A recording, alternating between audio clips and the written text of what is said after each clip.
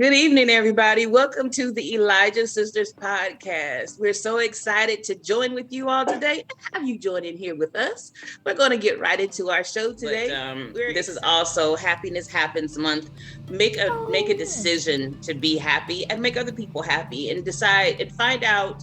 I think too many times in life we're not intentional about living. Choose to be happy. Choose to live. Find out your hobbies, invest in your hobbies.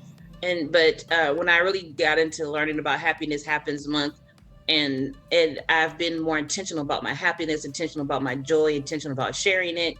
It has been exciting, from little things to big things. And I think a lot of times we look at the big things, but it's so many small things that make us happy. Whether even sometimes it's just the simplicity of our silence and simplicity of, I love flowers. I love specific flowers.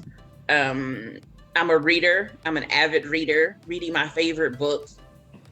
Just what makes you happy. Going for a walk makes you happy. I think that we also have become a society and a people who don't take our joy or just speak up and just, this is what makes me happy. We've become a people who are people pleasers and not willing to be happy ourselves. So I just became so intentional this month. I just wanted to try the challenge and the test of myself of just investing in myself and being intentional myself. And I've found just in these 18 days, something I wish I had been doing so much more of my life, and just choosing to be happy and intentional. And so I would challenge our listeners beyond August to just really, in the August, don't be happy anymore. Let it go. We're done. We're in September. So, in fact, I was thinking, I probably am going to issue a challenge, maybe in September or October. 1 month though, I'm gonna do an intentional 30-day challenge on our social media, and create a calendar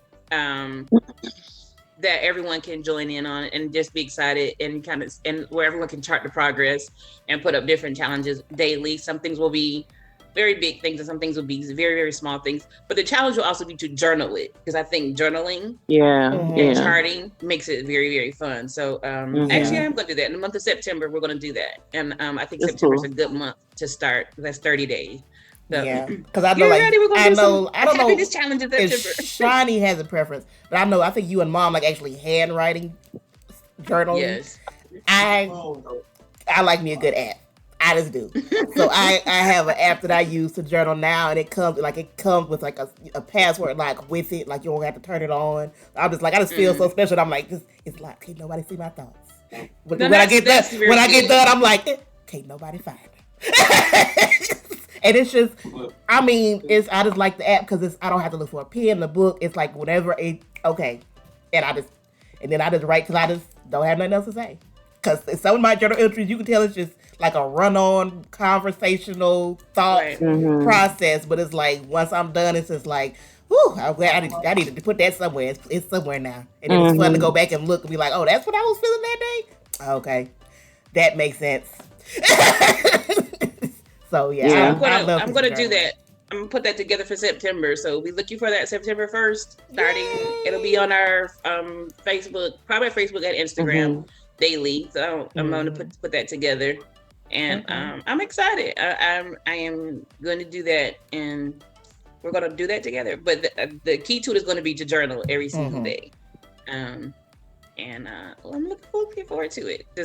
What the outcome will be of it, and how it impacts your life. So just so that you know, August 20th through 26th, mark your calendars, is World Princess Week. So those of you who have little princesses, whether that's your daughters or your little nieces or goddaughters like yourself, or if you still feel like you're a princess, well, go ahead and get your princess on and celebrate World Princess Week. Who's your favorite Disney princess? I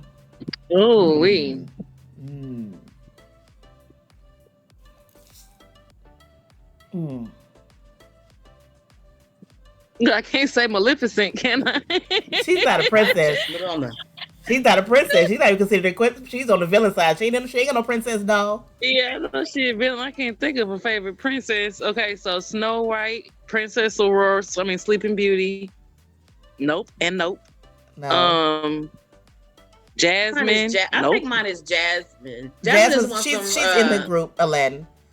And I think mine is Jasmine. I feel like Tiana let me down a little bit. Like she wasn't princessy enough. I think Disney let Tiana down. Disney let Tiana down. I had so much higher expectations for her being my black queen. Yeah, they could have did. They could have did more to her. The princess from Wreck-It Ralph. I would have to say. Okay. The lady the little girl Sarah Silverman played, because I don't, I would like to say Elsa. I would have said Elsa before Frozen 2. Now that I don't know what they're doing with her. I don't know why Elsa is even in the princess group. Because she's a queen. Well, there's a Frozen. I have no idea why they princess. So maybe she'll redeem herself. Well, she's not a princess anyways. She's an actual queen. Her sister's a princess. But she started off as a princess. But she barely. Like she was a princess because she hadn't went to the coronation yet. Are we gonna debate that? No, we're not debating. Please. I'm just saying, like they're shoving her in there just as a technicality. I'm like, y'all made her the queen in the first movie. Like, what are y'all even talking about at this point? But I think I'll see, because who would I pick? I think Sarah. I don't like Sarah Silverman, so I can't really do the Wreck-It Ralph. I don't like Sarah Silverman. She messed up that character for me. I think I'll. She's a cute little princess. She is a cute princess. No, I take her because I like the scene where she was crying when she found out what Ralph did. I like her. I like her. I'm gonna be old school, stick with Jasmine. I'm gonna stick with my 90s queen, my 90s princess. Somebody's got to do it. She's kind of like she's one of the first princesses that kind of broke the mold. She was different. Her and the one from Brave. I am not surprised to be one. I was like, go ahead, Princess Jasmine. But she still trusted Aladdin too darn fast. But okay. They kind of tried to fix it a little bit in the live action. They kind of tried to tweak that a little bit. Like, we're gonna make her a little bit way more independent. She wants to be something now. Yeah. Just so we know, mark your calendars. So this is Friday. So starting Sunday, we're gonna celebrate our princess. So I'll probably put Jasmine on I'll put her on my profile page. Because I can change mine before then. Because let's start a trend. So we'll put princesses up on my social media. I feel like it's somebody I'm forgetting. I was thinking about that too. I have to go through. Maybe we'll do a princess poll. Maybe I'll do that on our social media. I'll do a princess poll. I think Wonder Woman's a princess. Somebody probably thinking somebody we're not thinking about. I think Wonder Woman is technically a princess. I think I might just put her on mine as Wonder Woman. She not, did she say Disney princess though, or princess? I just said princess. Princess. Oh, Wonder Woman is a princess. Yes, she is. That's true. I know my lord. There we go. And she's a goddess. Diana. Wait. I know my lord. Wait, Wonder Woman's a princess. Thank you. Forget all Wreck-It Ralph. Wonder Woman. No, wait, but what about Shuri from Wakanda? I think that princess too. Man. Well, you can do. You know what? That would be two. And she's technically a Disney princess. I think that you could say. I think then there's two questions: and who's your favorite princess? And who's your favorite Disney princess? Because I think people are going to automatically go into the Disney space, and then we could expand it. Because Shuri is actually technically a Disney princess. That is true. But some of our friends of different descents may not think that way. And if you think that, your opinion does she not just matter. flat out a princess. Her father was the king, so she's a princess. I don't know what else. However you classify that. Meghan Markle. Some people's minds naturally. My favorite princess is Meghan Markle. Now, give me that. don't care what they call her technically. Yeah, sorry. Who's your favorite princess? Meghan Markle. Boom. Ooh. Watch that blood boil. Toss him. Come on. Give it to me. I'm ready for it. Come on. I'm ready. Y'all want to be that ugly? I can be ugly right back. And I don't even care about her like that. But y'all act ugly. I'm act okay. You're right. I was talking about a fake person. Now I'm talking about a real person. See what happened? You should let me have Shuri. If we were stuck with Shuri, we'd be a that. I am going to do that. So I'm going to add her during the week. I'm going to add Meghan Markle too, just to see what people say. She's technically what? I think she's technically a duchess, but I think she's a duchess right now. But and you know what? Someone is going to correct that just to say that. And I'm gonna be like, okay. I'm aware of her royal title. I'm also aware she's married. To make them real man put side by side pictures of Meghan Markle and Hallie the Little Mermaid. That'll make their heads explode. Which brings us to what is going on in the news with Lizzo. Mm-hmm. Have you all been aware of what's going on with Lizzo? Yes. I don't think you could be alive and following the news and not know what's going on with Lizzo. I don't want to go deep into that because that's not really our topic for today. Yeah. We really want to deal with being plus sized and the effects of being plus sized in our world. And people who are dealing with being fat shamed and body image and those type of things. But some of the things that have come from this suit against Lizzo definitely are alarming and concerning. So Lizzo is being sued by some former dancers, and I recently just read now some more dancers have also joined the suit, unfortunately, which is definitely not good for her. Yeah. I think it was 2 at first. It's a higher number now. But I'm just saying it started, so that's not good. She's been sued by former dancers who stated that they were being bullied by her. They were being harassed and shamed by her, and that she created a hostile work environment. One of her dance captains constantly harassed and religiously shamed them. One of the dancers. Yeah. Who has very strong religious beliefs, doing things like constantly talking about sex, constantly talking about describing in detail masturbation, making fun of her virginity. And my personal position on that is, so when you go into the Hollywood industry, you go into this engine, you're aware of the fact that, number one, that engine is what it is, right? Mm-hmm. But at the same time, you should be respected for who you are and what you believe. And adults should be able to be adults. So while you're not working for a quote unquote Christian dancer, you're not dancing for Kurt Franklin or Hezekiah Walker or wherever else. At the same time, you should be able to be in an environment where who you are and what you believe should still be able to be respected. And if you're saying number one, you don't have to be a Christian to be a virgin. But and number two, if you're saying this is uncomfortable for me, I don't want to have these conversations. This group of grown women can have those conversations somewhere else. They don't have to have them in your presence. They don't need to be harassing you or doing stuff that's agitating you. They're doing these things on purpose to make fun of you. That definitely is hostile. That definitely is harassment. And that's not good. That definitely will affect somebody's mental health and ability to perform. Now that has nothing to do with Lizzo, other than that's Lizzo's employee and she should know better. And that's your dance captain. That's somebody, I have a performing arts team and Angelique is my lead choreographer. She's the next in command when it comes to anything dance. So if any one of the dancers comes to me and says anything when it comes to movement, Angelique is the next, she's the person she's my right hand. So I would definitely look at Angelique and just be like, this is just a hypothetical. I hold you responsible for any choreography dance environment that I'm not a part of. So while that has nothing to do with Lizzo, it still does because it's her employee. Yeah, she's responsible.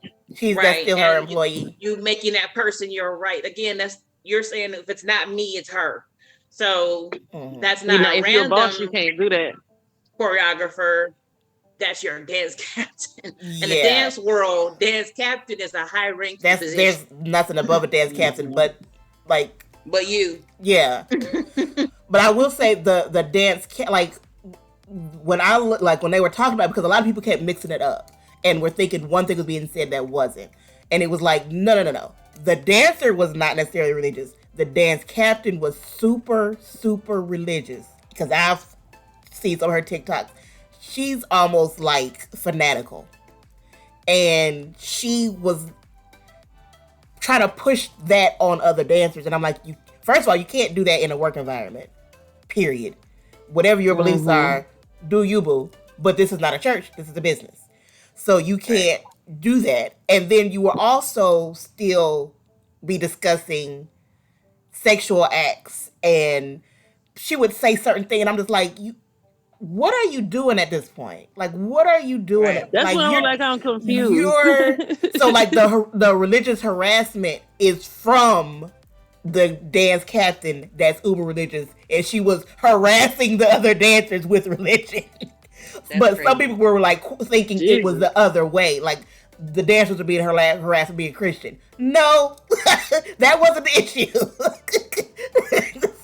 She's just a confused, rude Christian. Yeah, she's a lot. She's a lot. That happens a lot. She's a lot. And I can't speak for what happened in the, because it's all alleged, but I'm talking about her actual TikToks I watch. She's a lot. She's a whole lot. So yeah, that's. So the other things that have allegedly taken place is that there was at least one trip to Amsterdam, which Amsterdam is like most foreign countries. Sex and sexual things are not handled the same way that they're handled in the United States. It's not a repressive country. And so she took the dancers to a sex show.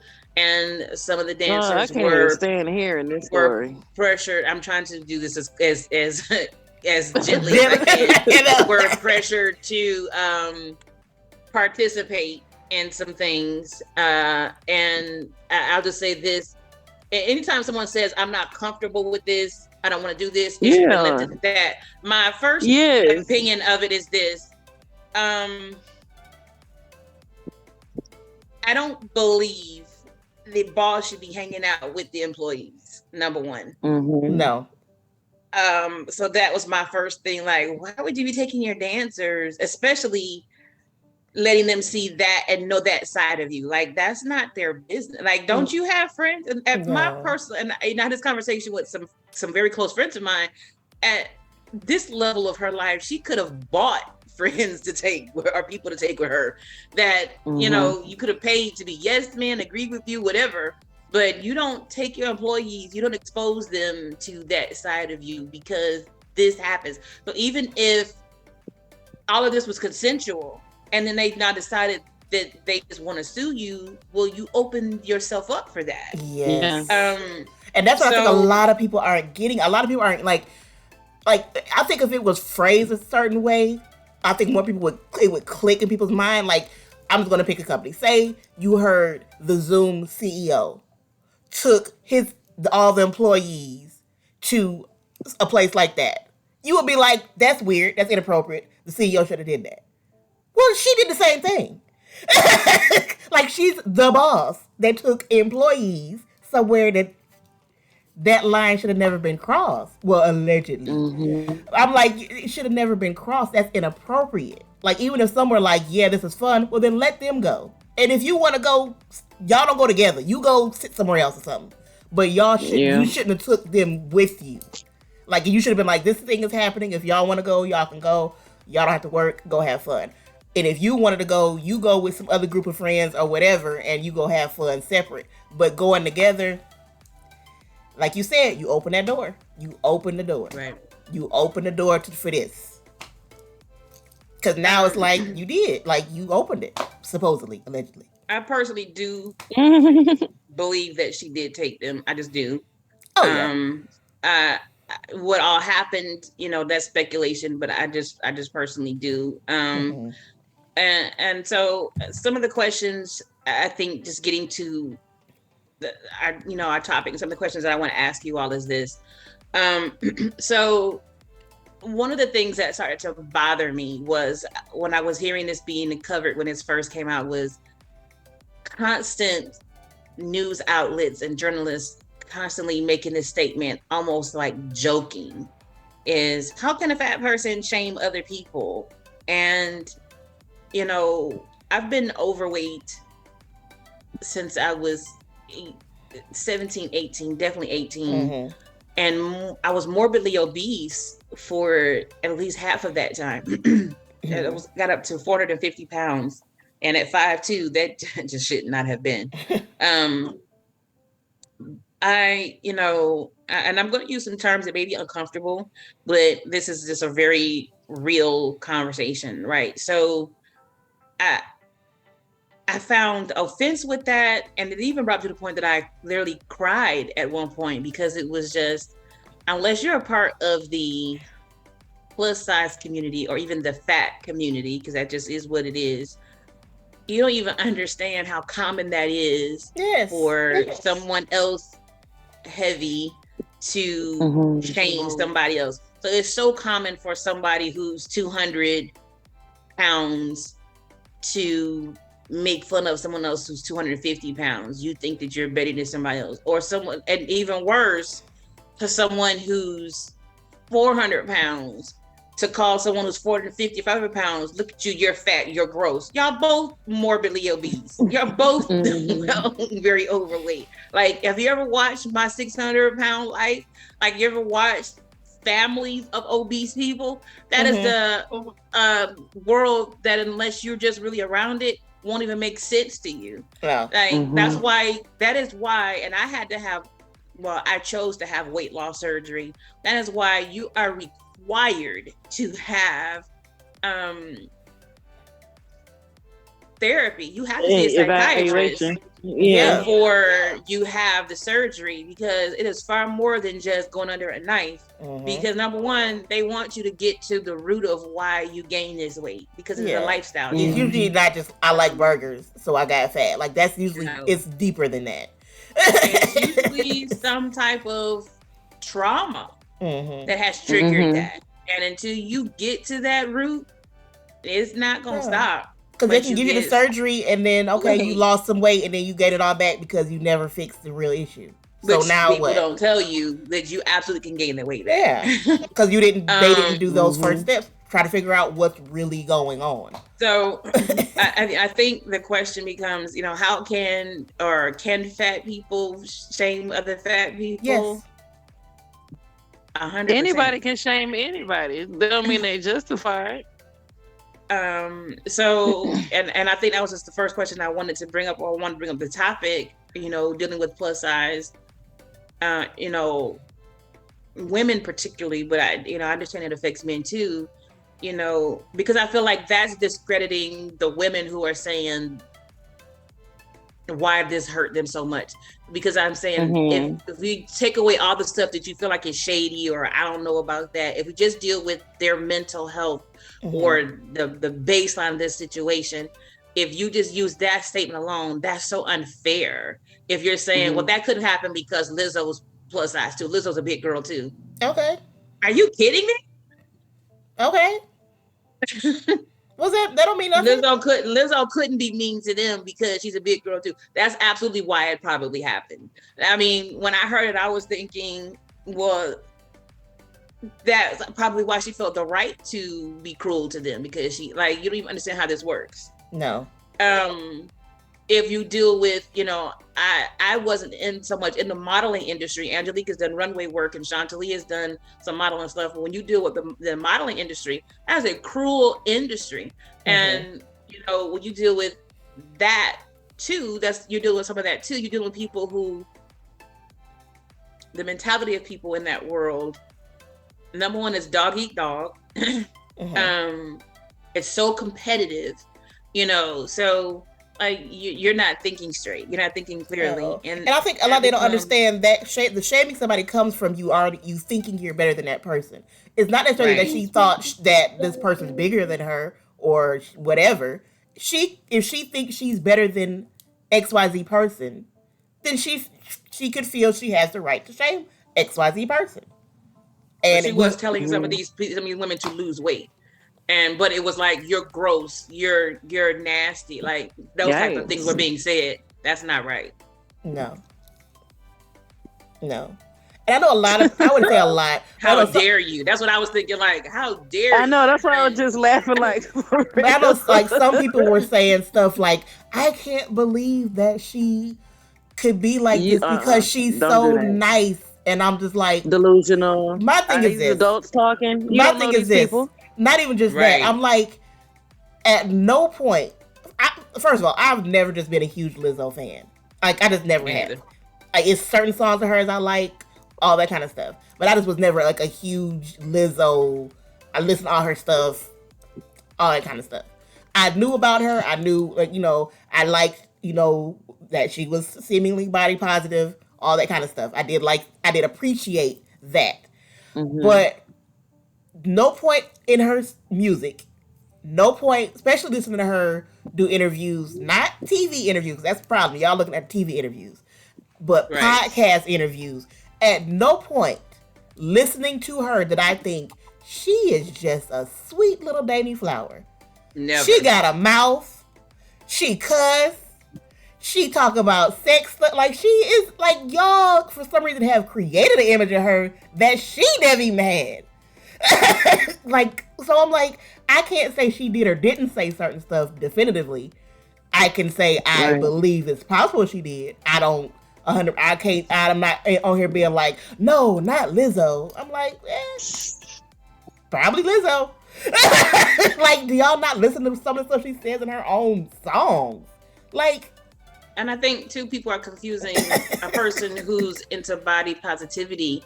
That doesn't mean that the person's a nice person. That's a person who's embracing their size. That's not necessarily meaning that's a nice person. That's two different things. She basically saying you can be sexy like and fat. That's not her saying anything else. I always feel like a person who pushes the envelope like her, like, that's a person you're a person who doesn't respect boundaries. Now, if you love your body and you're into body positivity, that's on you, and that's fine. That's your world. But she's done some things where I'm just like, but you've done some things that I personally feel are also disrespectful. And you kind of can't tell me that I'm wrong. I mean, she lives with it. You sleep well at night, I believe, but that don't mean like, I mean, she set the world on fire when you was half naked in front of Kobe Bryant's face in front of Vanessa, because Vanessa was ready to slice your throat open and let you bleed out on the Lakers floor. Those type of things, people don't really forget. Like, that may have died down, but you didn't need to put your booty cheeks in this married man's face. And you did that on purpose. My thing was like with that. I remember when it happened, because it was like, what? Because I still really didn't know her that well then. I knew of her, but I was like, okay. But like when she did that, I was like, I had two opinions. My first opinion was not necessary. My second opinion was some, especially men, had y'all issue wasn't, even though they try to say it was, y'all issue wasn't the fact that she did that. Your issue was the fact she did it while being fat. Now, if y'all had to just really believe a woman shouldn't be out there like that, I already got some issues with men saying how women should be out in public, but that's one thing. The only reason I never really got up in arms about it, because I was like, y'all not gonna have me jump on the bandwagon because y'all issues that she did it while being fat. It's obvious because of what certain stuff they said, but I was just like, she also had no reason to have her behind out, literally in public. Mm-hmm. Like that, you could, like, there's no real reason for you to do that. Like, we're not talking about like a revealing top. Like, your butt was out. Right. Like, we was looking at your butt. Like, you're not at a beach. You're not in a place where maybe she was wearing a bikini, and you were like, you could have. I can defend you being able to wear what you want to wear, because I do believe that. But I'm like, I don't want to see big butt, skinny butt, medium butt. I don't really want to see nobody's butt just randomly out in the streets. Like, I don't really, I ain't care what size the butt. If I turn around and I'm going to get groceries and I see somebody's butt, I'm like, could you put that away? I'm trying to live my life. So, like, that's like, you know, that, like, that's kind of, because, like, I remember that. Like, I remember I was like, right. I wish she hadn't done it, but I did not like that people were being very disingenuous and acting like your main issue was that and not the fact that she was overweight and did it. Because that was really your issue. Because she did have a point. It's like, it's plenty of skinnier girls that wear certain things and it's not a peep. It's not a peep. I agree. So that kind of was where I was defending her in that context, but I just was like, you still could have not did that at a place where kids are present at games. Right. So my next question is Lizzo's body positive message being taken at this point, do you think? They're trying to, and I don't think that's fair.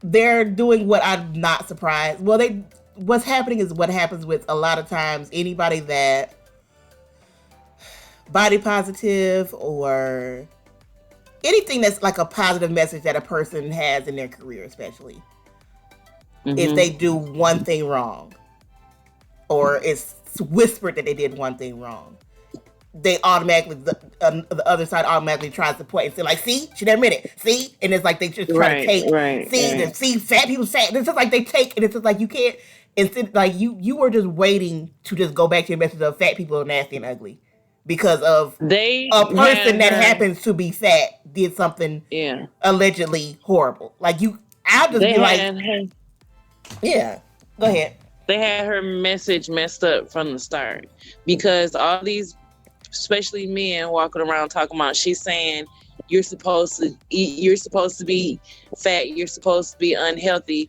and I was like, that's not what body positivity it never was. And so first, that's the first thing.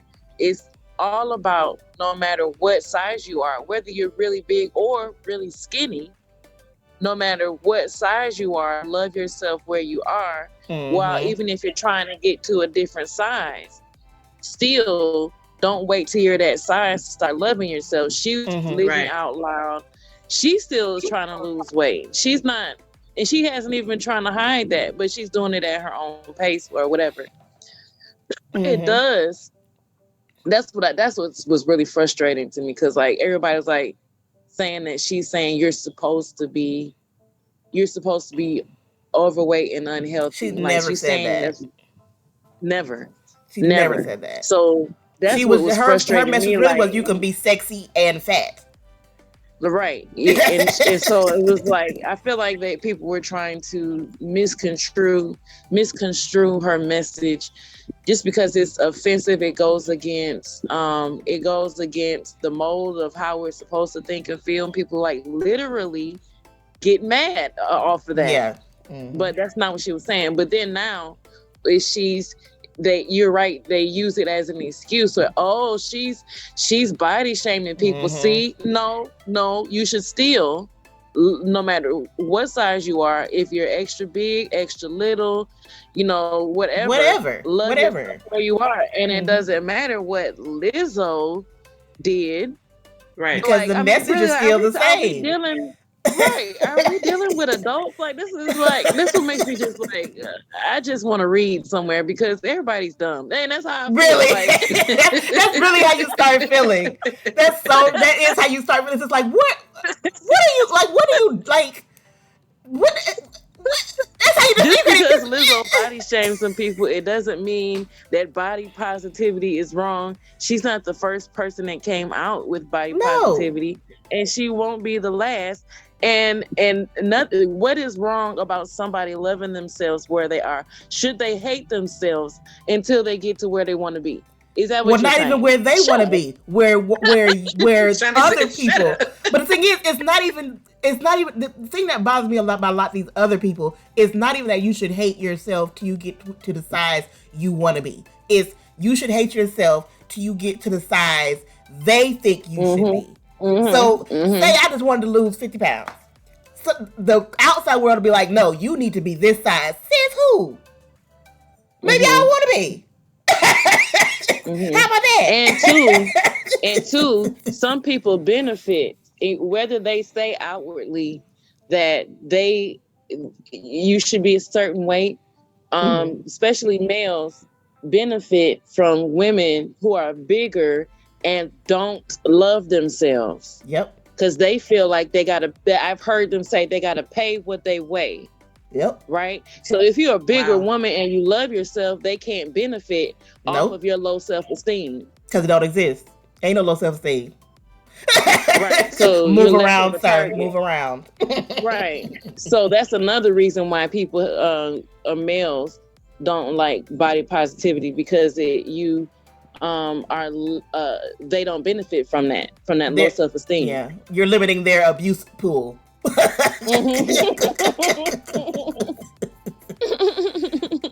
Really, that's like when it started. That's a lot more plus size women started being like, "Hey, I look good. I'm good enough. I don't need to settle. It's dudes that want me at the size I am or any size. It don't matter. They like me. You can want you at the size you are. Yeah, but I'm saying that's really like women started really thinking I don't have to just any dude that looks at me and is like, okay, and they'll just take whatever. They're like, I could be single. I could be with you. I could be with you.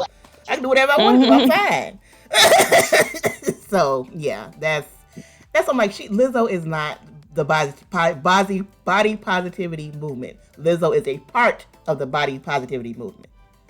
She is not all of it. It's other people in the world that are doing this, talking the same way, doing the same thing.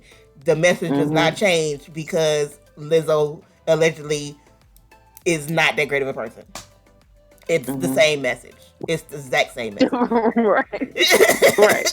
You gonna stop loving God every time a preacher fall? Get out of here. Girl, if that was the case, I would have been done.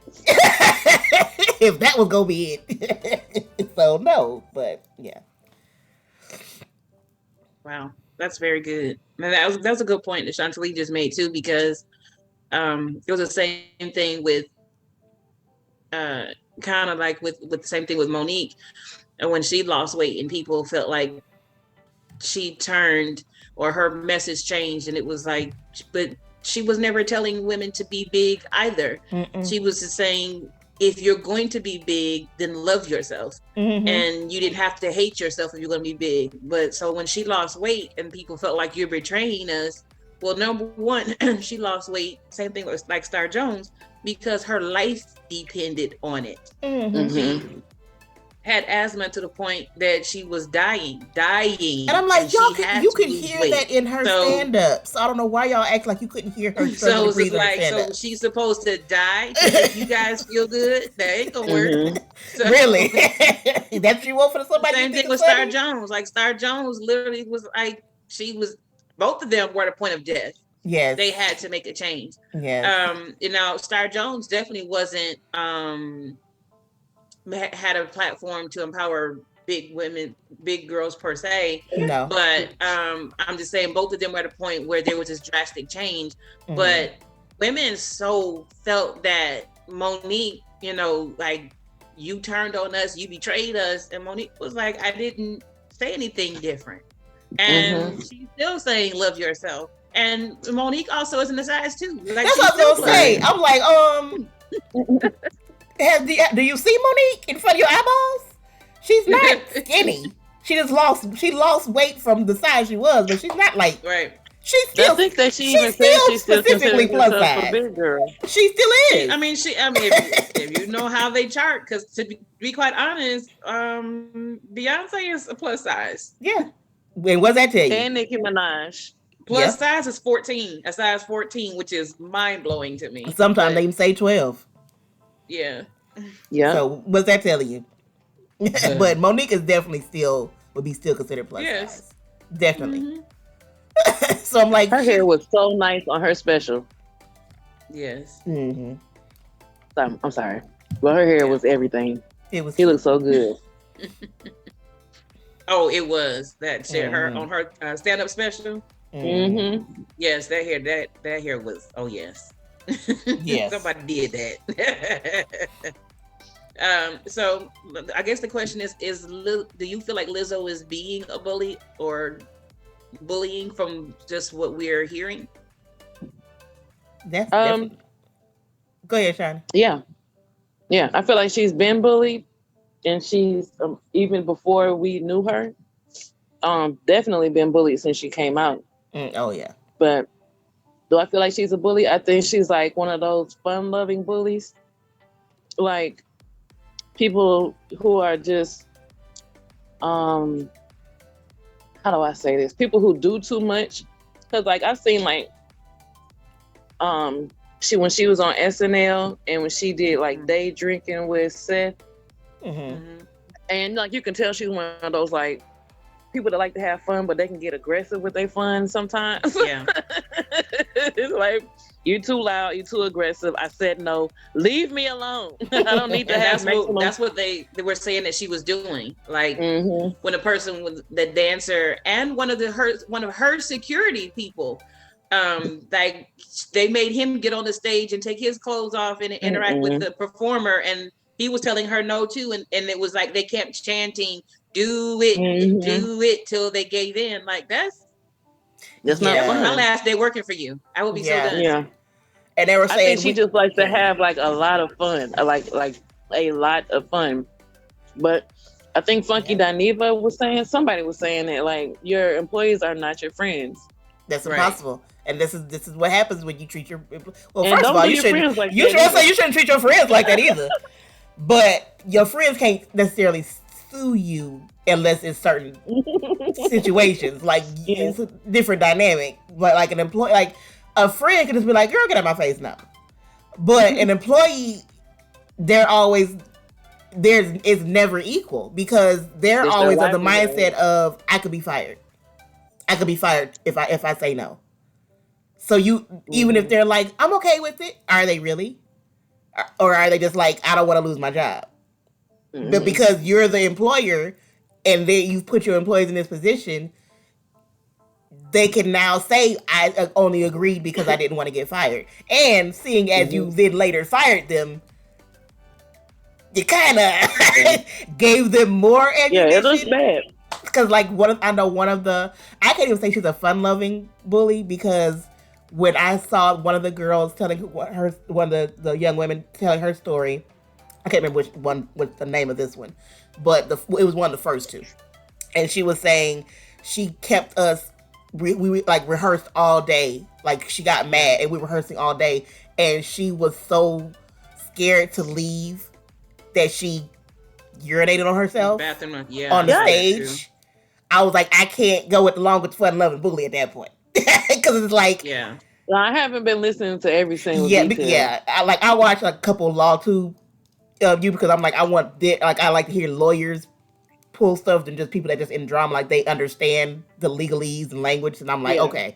So I was like when they were going through, and I'm like, and I'm hearing her story, and I'm just like, this is not good. Like this, like if this turns out to be true. Yeah. If this turns out to be true, like I think it gotta be something to it. She'll come back from it. Like a lot of people are like she's more than likely because it's nothing that's prison worthy, but it's just like it's her image is going to take some damage. But I just was just like, you know, one of the girls said I think it might have been the same with one girl. She said she was gonna she like stepped toward her like she was gonna hit her, and the dance captain and another dancer pulled Lizzo away, and Lizzo was like, you are so effing lucky, you're so effing lucky. I believe so I'm like, I heard I'm like, you know, yikes. It's like what I'm hearing. Do you know? Oh, go ahead, Renee. I saw that with the bathroom, and I saw that with Claudia responded, and she was like, "Nobody could make me not use a bathroom," which I have issues with how Claudia responds to stuff anyway sometimes. But if you're new, yes, you would be too intimidated. And she's not that old either. The one that did it, she's not that old. So, you can't say, Claudia, you've been doing this a long time. And then sometimes people's personalities are what they are. But if this is your job and you just got there, if you've been told don't move or you can't go. Yeah. And she was yelling at them during her, like she was like, they were afraid. And I believe that. If it's a toxic environment and an intimidating environment, you're not even going to feel like, well, I probably could sneak away and nothing would happen. You would be too afraid. Because she didn't go because somebody before, another dancer did something happen with her, and she got fired or got yelled at. So she was already in the mindset of, if I say anything now, what is going to happen to me? So it wasn't like just random 30-minute rehearsal day. It was already the environment of pressure and stress, and am I going to get yelled at next? Am I going to get fired? Then she's telling them during the rehearsal, y'all can be replaced. So I'm saying it's not. You gotta look at it as not just, oh, we're rehearsing like our normal rehearsal day for an hour and a half, and I just peed on myself. Like, it was a lot of things happening. So by the time she was at that point, but how are you just gonna tell nobody they can't use the bathroom? Well, she didn't say she couldn't use the bathroom. She was terrified to say she had to go use the bathroom. She created an environment where the girl was too afraid. Because it was already a lot of stuff that had happened, and it was like a random sudden, we're rehearsing, and they had been rehearsed, like it wasn't a planned day. It was like already a lot, and they had been rehearsing for hours and hours. It was just a lot that had happened by that point. I think Lizzo might be one of the people who uses anger. I use it too, but who uses anger to kind of motivate them. Because I remember like when I first saw her, the thing that made me like her the most is that she played the flute, and it was a clip that especially like when the pandemic first started, it was a clip that was going around where she was somewhere at a concert or something, and after she got done playing the flute, she said the B word real loud and real strong, and everybody thought it was her performing, but she was the backstory was somebody at that venue made her mad, and she took it out on her performance. And that's when they were saying how she acts. I was like, that makes sense. That she kind of uses. She just seems like that type of person to me who can be that, just overly aggressive. Much, yeah. Yeah. But I understand how that can be learned behavior from growing up as a big girl, and also not having a mother. Didn't she say it's just her dad that raised her? I don't remember for sure, so I don't want to say yes or no. But I can't say for sure. I don't remember that. Yeah, but, But I was like, at some point, ma'am, you need to get some help then, because you are now running a business. You cannot act like how you were acting before you were at this level in your career. Like you can't. You can't do that anymore. So. Yeah. And the other thing that made me mad, then I ain't gonna say nothing else, is people acting like Ari Spears was vindicated in some way because of this. Ari Spears is never vindicated. I don't even know what he said, but he's never vindicated. Like, I don't even know what he said, but no. Like, I saw it just like, he gets his lick back or something like that. Like, first of all, Lizzo never did anything to him. Really? Second of all, you can't say her being mean to her adult employees is the same as him doing weird, creepy, criminal-looking comedy with kids. No. And it's Ari Spears. Who's defending Ari Spears? Sit down. I don't know to say something. Still, don't say nothing, sir. No, we're good. Thank you, sir. No, like nobody. No. Just no. Ari Spears. The answer is no. Whatever. Okay, the little fight he had with her, it was one sided. She didn't do nothing to him. She don't really. I doubt she's thinking about him at all. But he vindicated. He's not. No. Nobody else is wrong is gonna make what he did right. That's not how that works. he need to be working on himself and trying to get himself together. He don't be thinking about nobody else right now. You busy, dude. You busy. So when all this came out, it was several days before Lizzo responded. She finally responded and basically said that she was very shocked. She was heartbroken that these allegations were coming out against her. Basically that was the gist of it, that she was going to let her lawyers handle it. She hired the big dogs to handle it. The person who handled Charlie Sheen, Johnny Depp. So some people feel like that you went for the big dogs can mean that you're guilty, but it also could mean that you're innocent and want to make sure that you get off. So there's it could two mean ways she to look got at that. plenty of money and she got good lawyers. I'm truly staying neutral on that. I'm just saying, I'm just being a journalist at this point. But what I will say is I felt like the choice to be quiet with such severe allegations, especially with this particular topic, I'm not sure that was the wisest decision. I think me personally, if this was just two regular entertainers, if this was a regular entertainer and this was a subject of a hostile work environment, and this wasn't under the umbrella of plus size and all of that, I would say, okay, I get it. You feel like I shouldn't have to defend myself because the truth will come out in the wash. I feel like certain things, sometimes you got to just be like, no, you don't get to slander me like this. And I'm going to speak out. I just feel like she's way too silent. And I've had things happen in my life where the choice to be silent has helped me. And I've had things happen in my life where the choice to be silent and letting other people talk has not been good for me. Yeah. And they make up their own stories. and you get to pull way too many people on your side. And I would think I don't think she needs to be so silent. I think her silence, good or bad, is not helping her right now.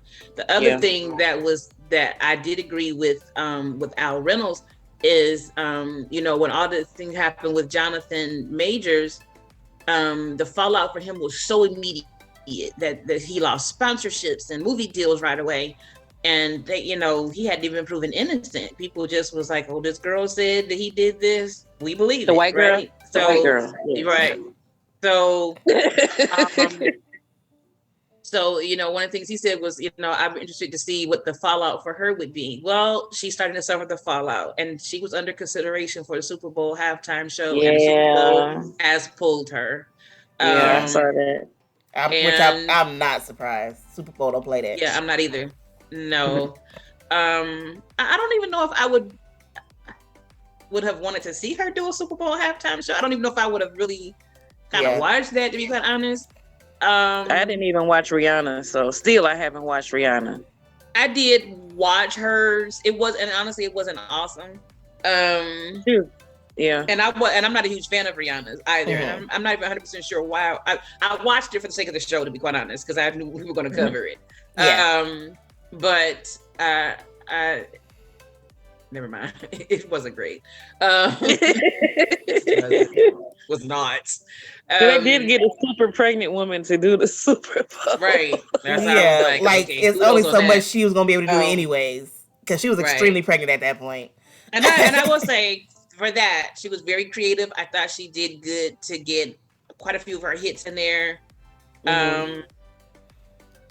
That's all I got. And I think too, I'm following Dr. Dre. Like, I was like, anybody following him, I don't even know if I want to be that artist. Besides, I mean, you'd have to be phenomenal after the year before that. Because I still watch that's the year before. And I still watch it. I'm like, how did I miss that? Just all the movements and intricacies and choreography, and it was so much went into that performance. But I kind of don't watch Lizzo enough to know how her performance. Like a reality performance, I kind of know what's gonna happen. Lizzo, I don't know. My concern would be because she's, to me, not learned to be all things to all people yet, or chosen to be. Maybe she doesn't want to be. Yeah, she might not even want to be. The Super Bowl is not where you need to kind of be your own person all the time. Look how they treated Shakira, and she is her own person. Like, she does wear a bodysuit all the time. So J-Lo, they treated them like two whores. Beyonce, and I didn't even get that. They constantly talked about, well, that's them, and they joke about it because that's kind of how people reacted. That was when people realized Beyonce's black. Like, people were so shocked, and I'm like, how are you shocked? I mean, the response I saw was Shakira, and I was like, she ain't wearing nothing no different than she always wear. And it was like, she was half dressed. I'm like, she always been half dressed. Have you not looked at Shakira? Nobody did no research. Really? Lady Gaga, they said they was talking about how out of shape she was. I'm like, I don't know. So I would think, unless she really, really got like some serious, a real good publicist and really good, wardrobe people, and she really trusted them and just was hands off and let them do their job, that you gonna come out there something half dressed. That's not where you need to be a plus size woman half dressed and thinking it to the world. Like, you're gonna have your crowd and your following, but you're gonna have a lot of conservative people out there watching. That's their night. Yeah, they ain't trying to see that. No. They're not trying to see that. So I just know her discography.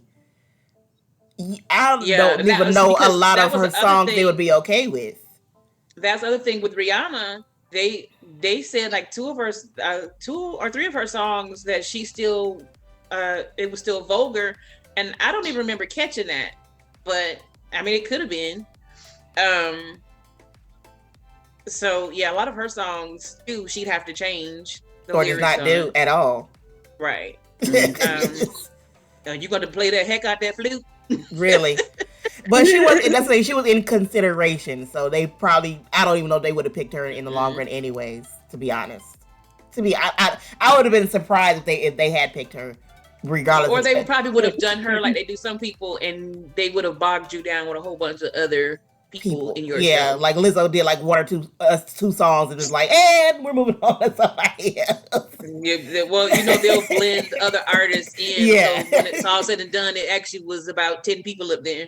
I'm not a huge fan of when they do Super Bowl halftime shows like that. But anyways. But I think she's about to feel that fallout too, which is the long-term money too. Because she was just starting to kind of cross over into that everybody for everything. Because like how Megan Thee Stallion started showing up in more and more stuff that was way more like mainstream than how she started. Like she started showing up in more stuff that was like, oh, she's doing hooks and family friendly soundtracks and stuff like that. Like Lizzo was kind of starting to head that way, but now. And I think she's not going to. Go ahead. I think you have to consider it's because it's you're an image when you're out there, right? Whether you're a singer, dancer, actor, you're an image. And if this is true, even if some of it is true, even if it's just that what happened in Amsterdam is true, you let people know a part of you that doesn't help your image. And see, everything is, Chantilly, her business is branding, my business is branding. When people have to attach their name to you, when they're talking about branding and anything is about family or the big picture, they can't associate their brand to your brand. No. So when you're talking about something like a Pepsi or I'm just saying like Kellogg's, or when they're talking about how to make these commercials, and then when people are Googling and they have to think about the big brand and this comes up, they can't connect those. No. So or be it on like a Barbie soundtrack. Like these companies are looking like, well, no, now or like can't. Disney's not touching you. Not Disney right now. Disney is not touching you. They might come back around years later. They're not doing it right now. Nowhere near it right now. They're gonna look at to where they're gonna be looking at, which this is funny because I found this out when I was following the Johnny Depp and Amber Heard case. They look at what comes up in searches for like several years and several pages, and if that stuff keeps popping up, you are not considered. You have to consider if they can keep finding it. No, Disney is not just the park. Disney is all of their companies, and that movies, Disney's attached to music, a whole lot. Shows. If it's Disney name is on it, no. That's what I think. She may not even be understanding the whole fallout, and even if she's vindicated, the fallout is still gonna be the fallout. Because I'm like, she's still gonna be working. She's still going to be working, but she's still gonna be working. It's something she's not gonna be called for. Because number one, like I said earlier, I don't think that the boss should be hanging out with the employees. God, so the fallout is gonna be. Maybe just that you've learned a lesson, because I do believe that you took these people to Amsterdam, and I do believe that you've done this probably repeatedly, because I do believe just like that she don't have boundaries. No, I do believe that Lizzo just thinks she's a bad bee and she can do the heck that she want to do, and I believe that you are learning right now. Not so, my friend. Especially when you started a company. And everybody that works for you is under your company, and you are the boss. So you can do whatever you want to as Lizzo alone, but you can no longer do that with Lizzo and your employees, madam. Or if you're going to do some stupid stuff like that, you better have people sign some NDAs, which I'm sure she didn't. Not if they out here running their lips like this, they didn't. No, obviously she didn't. And really, with NDAs, it really depends on what it's about. Because some things you still can't even enforce in an NDA. So, but not the way they run in their mouth, ain't no NDA. In the NDA. And if it is it was just about certain things, because they show ain't about this. Right. Well, there are certain people like Raven Simone. She said you couldn't be in her company and not sign an NDA, period. You just wasn't, because she said she got hurt because she's been a child star since she was 3. She said you just couldn't, you didn't go to parties with her, you didn't hang out with her, you didn't come into her home, period. And that probably sounds like a lot, but I get that. In the long run, she was like, she didn't go on dates. Shady. She's like, you didn't go on a date, period, not date 1. She was just like, you just couldn't be in her presence. And she was just like, she didn't have a huge nobody circle. ran their mouth about it. Obviously, she was like, I didn't have a large circle because, some people didn't get it. But she was like, but the people in her circle were solid because they could prove to be trusted. And I just saw this interview about her with this a couple weeks ago. And I was like, that probably seems like, gosh, that's insecurity. No, that's learning some lessons. Really, you're talking about somebody that's been in the industry since they've been like 2 or 3. 3 years old. So we're talking about somebody that's been in industry at the top since they've been a toddler. So she's not dumb. She's like, yeah, you can come around, but she knows people are gonna lie to get in, and as soon as they get some little dirt, they're gonna go sell it. They're gonna talk about it. So no, I'm gonna help you out right now. You really want to be around me? Go ahead and sign that. She's been bisexual. She's been a lesbian for a very long time. We just didn't know it. So I'm saying she's had a life that's been her life that she's had to live and choose to live. And the last thing I'm gonna say about Lizzo, to move on to the second topic, is I do agree with journalist Patty Jackson, who has said the other thing about Lizzo is some people just can't handle fame, right? No. So she had a lot handed to her very quickly, she blew to the top very, very fast. And we became friends with Dominique Mitchell, who is very awesome with artist development. And one thing that he and I would talk about was that there's no artist development really anymore, because we have the internet, we have Instagram, artist deals. That was a requirement with labels, but we don't really have that. Artists, they sign deals differently now. They get famous differently now. Yeah. So, a lot of times when, especially when we knew artists to get famous, they were already going through development and all that stuff long before we knew them to hit the stage or hit our airwaves. As they're blowing up off them putting their own stuff on the internet now, on YouTube, Instagram. So there's nobody to create them or make them a brand or an entity or teach them how to talk, how to walk, to tell them don't do no stupid stuff like go to a sex show with your teen in public, or tell them the do's and don'ts, the ins and outs, to train them how to be in public. I mean, that's what development does, to teach you how social media, how to be in public, how to, just all those different things. There's nobody teaching you that stuff anymore. So, and I will tell you, when I think about it, the people that we see famous now, they behave so differently now than the people that we knew from definitely our parents' time and even our time in the 80s and 90s. Well, I mean, how many times do we keep hearing lawsuits from these newer celebrities that you weren't really hearing, and it's not, you weren't really hearing it like that with some of the people we grew up seeing. Now it's like somebody almost always getting sued. And it's just like, do y'all just not have lawyers in PR? Or not good lawyers in PR? Because I'm like, there's nobody around saying, hey, this is dumb, don't do it. You think it sounds fun. No, they don't. They don't have those people anymore. That's what I'm saying. They had somebody that was beside them saying, don't do that. Or even just being taught, listen to your PR people, listen to your lawyers. They are trying to preserve your career and your image for you. So, because a lot of them, they said, they don't listen to people. I'm like, well, now you're getting sued. Right. They know what they're doing. They're trying to help you. So. Right. So I do agree with that. So the next thing that happened over the last couple of weeks is champion boxer Terrence Crawford has been in the news recently.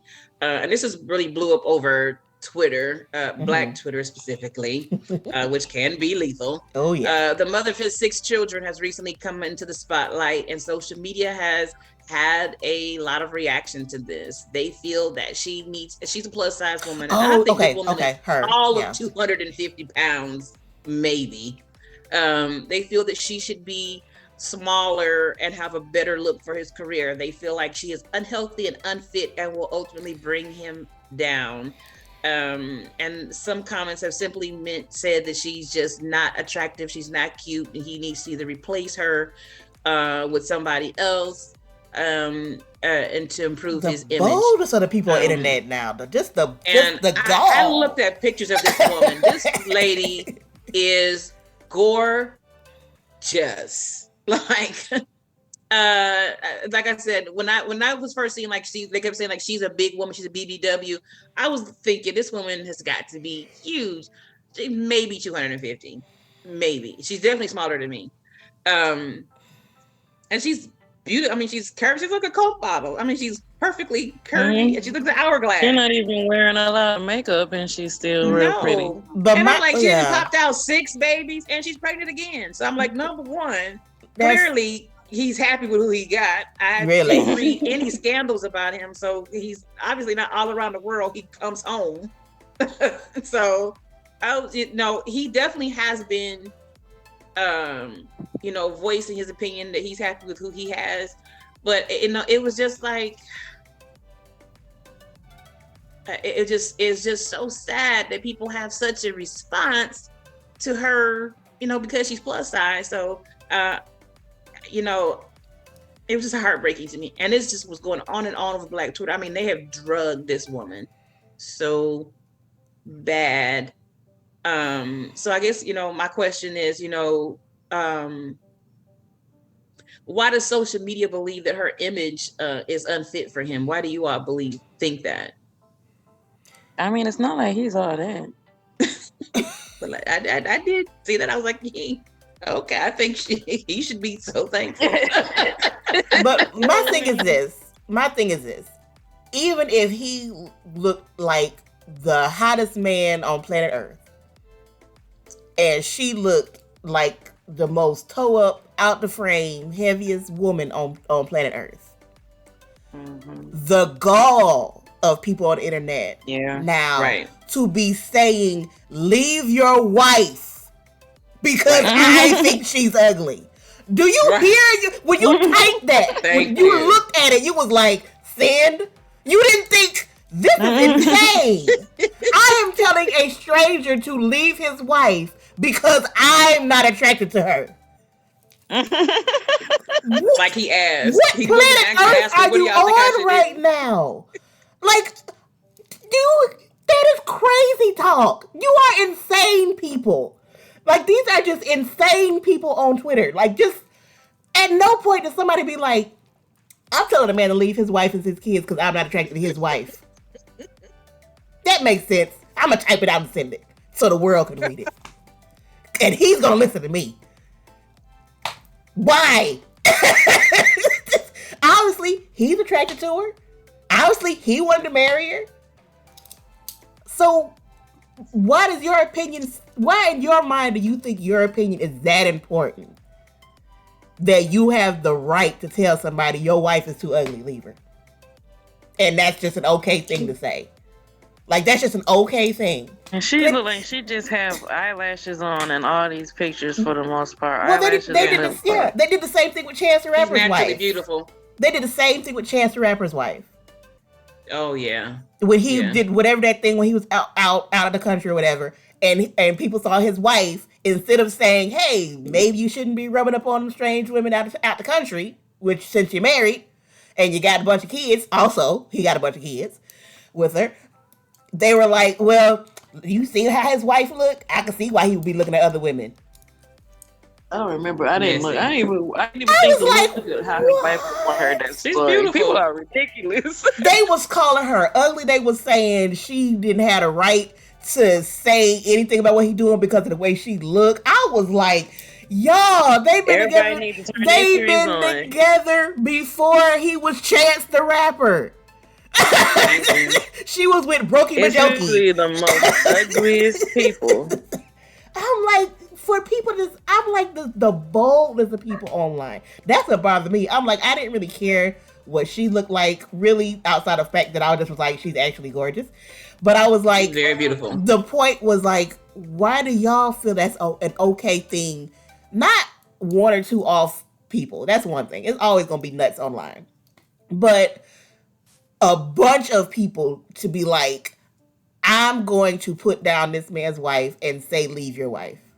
And you need to upgrade your wife. Like, he posted a picture of a car y'all didn't like.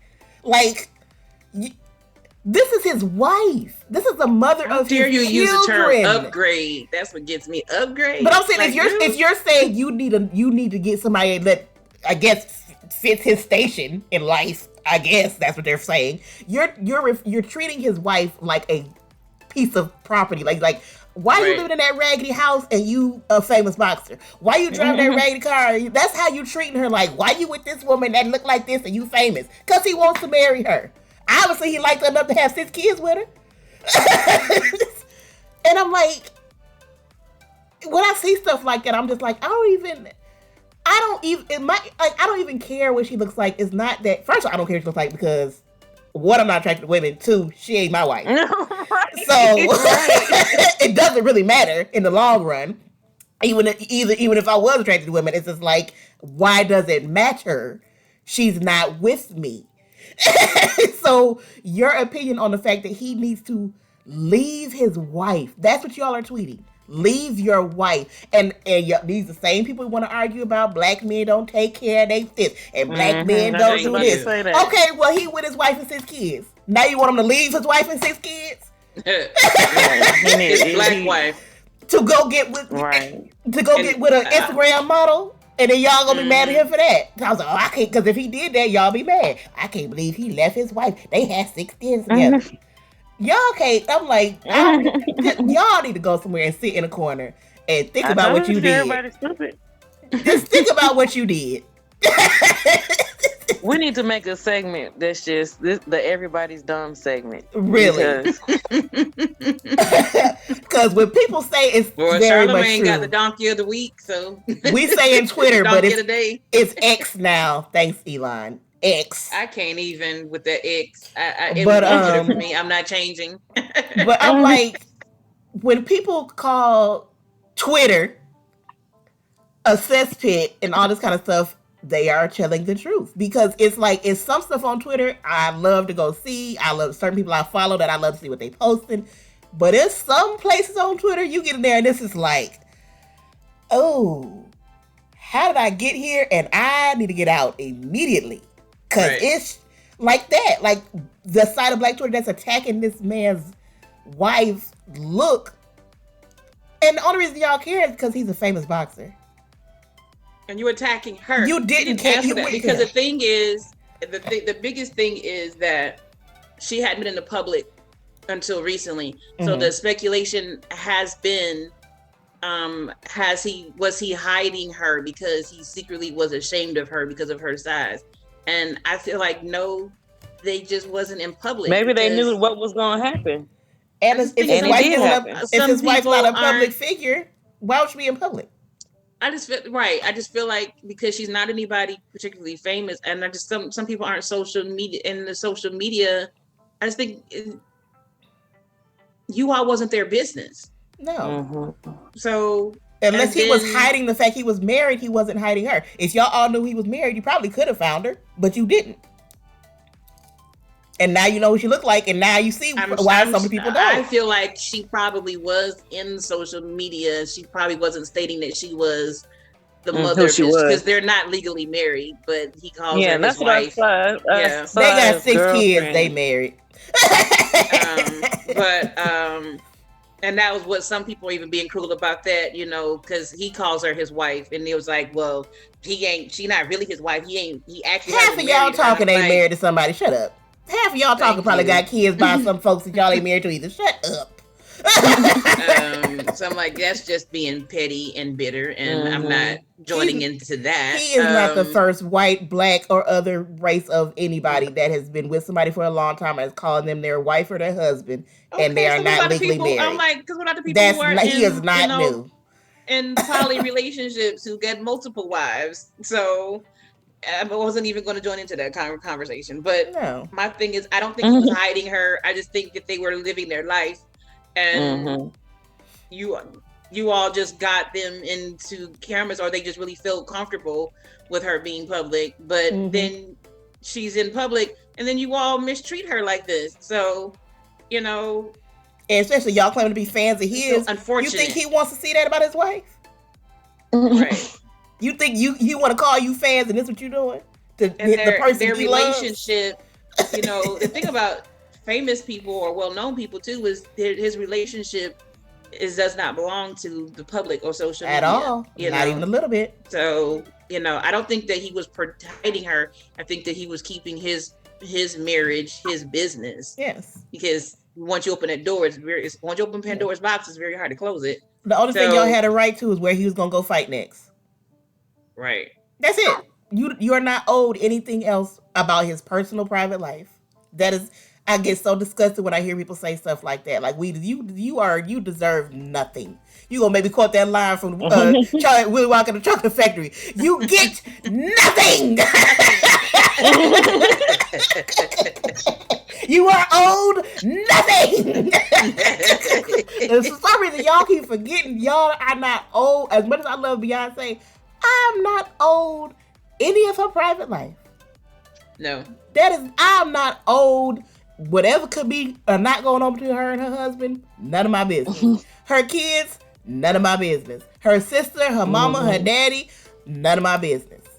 You know what I'm owed? When you next put out an album. When you next going on tour. When your next single coming out.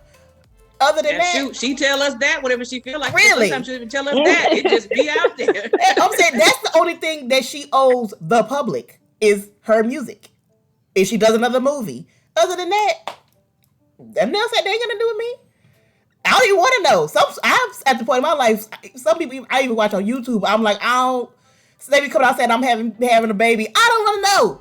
I don't want to know about you having a baby. I don't even want to hear about it. Like I just don't want to know.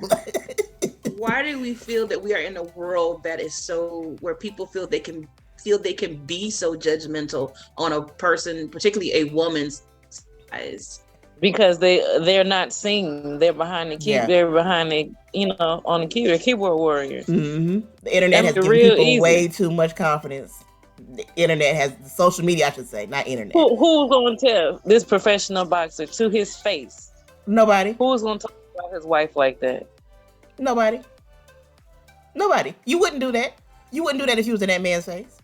You know you wouldn't. And I know there's plenty of people that would be like, I would. You know you would not. From afar. You wouldn't say it. I put it this way. You wouldn't say it twice. And they do it and then try to sue him to get the money. Yeah, like you wouldn't do that. Like it's like social media, the bigger it got, it gave people way too much dumb confidence to just say any crazy thing they want to say and feel like they are right and they have the right to.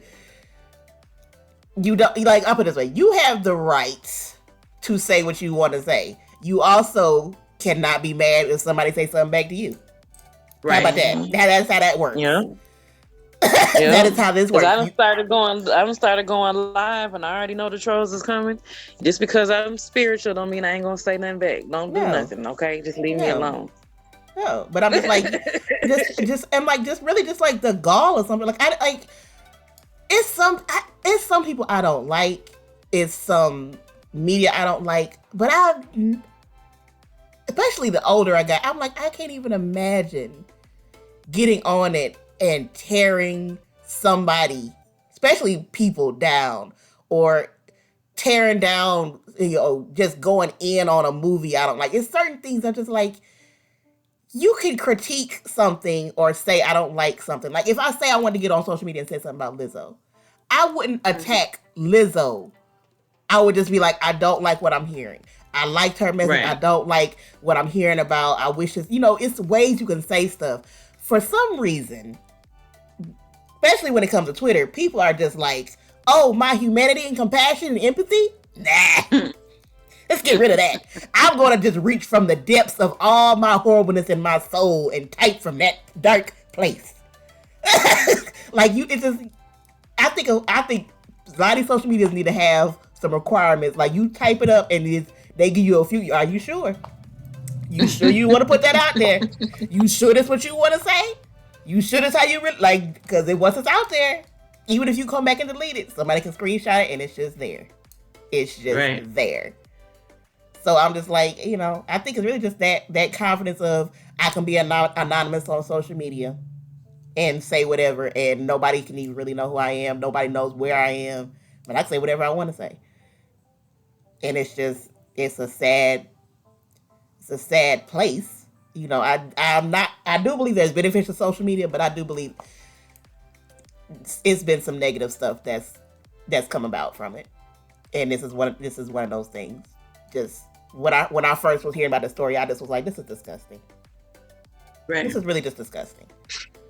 Like, even beyond social media, just in general, why do we, as a society, judge other people by their physical appearance? And I'm really saying people, but particularly, why do we do this to women? So how is it that we can see a woman's body, we see someone as plus size or overweight, and we feel that we know their character, their womanhood, their motherhood, their ability to be a wife, their work ethic, we assume that they're lazy? How is it that we see a woman's figure and we know this woman, we find it hard to accept them, respect them, we compact them into such a negative space simply by what we see? So we see these people saw this woman, curves on her body, particularly just her hips, really, And she's unfit, she's unhealthy, she's not a good wife for him. I've gone through that personally in my own life. I've literally had people say to me, especially when I was heavier, well, I know you must eat a lot, you must not be very productive, you don't know anything about me based upon my size. No. And even at the heaviest I was actively preaching, traveling, raising 3 kids. I was a wife. I was running a performing arts team. I was very active in the community. Like, I was on the go, sun up to sundown all the time. My doctors, I was a dancer, a choreographer. My doctor said to me, I don't have a clue how you're this active and this heavy. It's a choice. I knew women who are very thin who were nowhere near as active as me. So, how does a society just assume it has a lot of negative? Yeah, I think it has a lot to do with patriarchal views, because as women, our looks are currency. Yeah. Patriarchally. You're not talking about in real life. No. So when you look outside of that way, it's like you punish anything that goes outside of the patriarchy that is already established. Beauty standards, even still now, right? But the beauty standards are connected to the patriarchy. Yeah, I just was saying, like, anything outside of the beauty standards, like anything outside of that is an issue. Like, anything, whatever it is, it's like, nope. But a lot of people don't want to admit that. It's like you're almost being rebellious if you're overweight. You know what I'm saying? Yeah. Right. Yeah. And it's been so okay. Really, I think a lot of it is, and it's been so okay publicly to attack, because you're getting out of line, belittle plus size people and plus size women. But it's been so okay. Like, it's nobody really pushes back against it. It's people that do, but it's just like, it's been so okay to, make them the joke, it's just been okay. Like, that's just an okay thing. So yeah. And so people and do it. Everybody's like harder on women because we're not, just like mom was teaching on recently, we haven't too long been free. No. Right. Black people as a whole have been freer longer than like women as a whole. Yeah very true. It wasn't too long ago that we were just property, and it was okay to kill us just because we're property. So we still have a long way to go. So that's what I'm like, it's just people don't want to have those discussions or admit that it's a real thing because they like to always say that was a long time ago. Stop. Everything wasn't a long time ago. Everything was not a long time ago. Like, I know people love to say that, but like, everything was not a long time ago. Like, I believe they first finally made it illegal to assault your wife. What was it, the 80s, 90s? So I'm like, before that, it was like it wasn't a thing. So it was like, y'all can't keep acting like all this stuff is just, it's so in the past. It was not in the past. We're not gonna do that. So that's really what it is. It's been so okay to make those comments. Like, they've done the kind of thing with men, but in certain ways they've done it more with women. Plus size women, just people don't think it's a problem, and I get so tired of hearing that lazy stuff. Like, first of all, there's plenty of lazy skinny people. I don't know why y'all think skinny people are not lazy. Like, it's plenty skinny people are unhealthy. Yes, like, it's plenty of people that are not overweight or anything, and they are lazy. They eat a lot. Like, I don't know why you think just because somebody is not heavy, they're just more productive. And it's just like, you must not know humans, any humans in real life, of anybody, of any size. Because I'm like, that's just not true. Like, it's just not a true thing. It's just not a true statement. I don't even need to look up numbers because it's just not a true statement. I don't need to go into, because like some people, I don't need to go through statistics and percentages.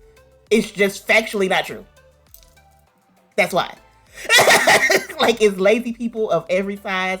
It's productive people of every size. It's people that's in the middle. It's just, it is what it is. You know? And, you know, it's some people that gain, you know, get put on weight from medications they're on, hormone issues, all kind of different things. And, you know, having kids, depression. Like, it's just so many other things outside of just, I like to eat a lot of food, so I put on a lot of weight. Right. You know, so if people would just acknowledge more Angelique made a very good point, which is that a lot of times we've been made the butt of the joke, but the other thing is that we've also been trained to laugh at the joke. So I'll laugh, or I'll even make myself I'll learn to laugh. I'll need to learn to I'll laugh at myself. I'll make myself the butt of the joke. And I even train myself to do that. I'll make fat jokes about myself. I'll learn to tell the big girl joke myself. And I'll never forget, I was probably 19, 20 years old, and I had my daughter. And I gained a lot of weight from my first pregnancy. I gained like 60 pounds. No.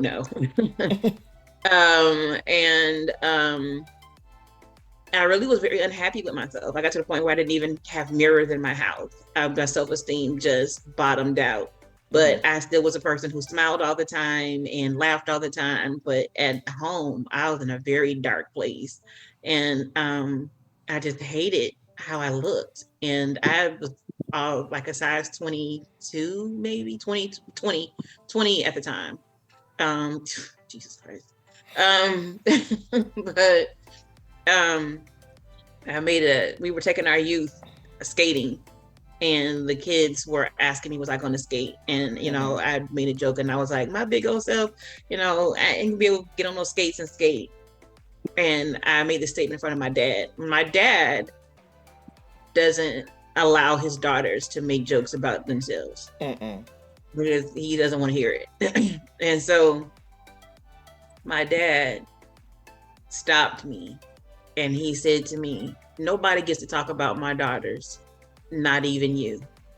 And he said, I don't ever want to hear you ever make a joke about yourself again. And so I had to stand there for about a 20-minute TED Talk. Did you see the little red TED Talk come from behind him? You is kind, you is wise. Yeah. But I needed that because, you know, I'm from a family in my bloodline, especially on the Elijah side. A lot of the women are very overweight, plus size, unfortunately obese, some of us. And I think that if you don't stop things, if you don't uproot seeds once they're planted, they're just going to grow. And they're going to grow wild. Yes. And I didn't even realize how much I was doing it. And so he cut that off, and I will be forever grateful to him for that, because it had just started to become second nature for me. And it was because you're really just making the joke. Gear. Like, I'm making the joke before somebody else makes the joke, so you can't make the joke because I already did it.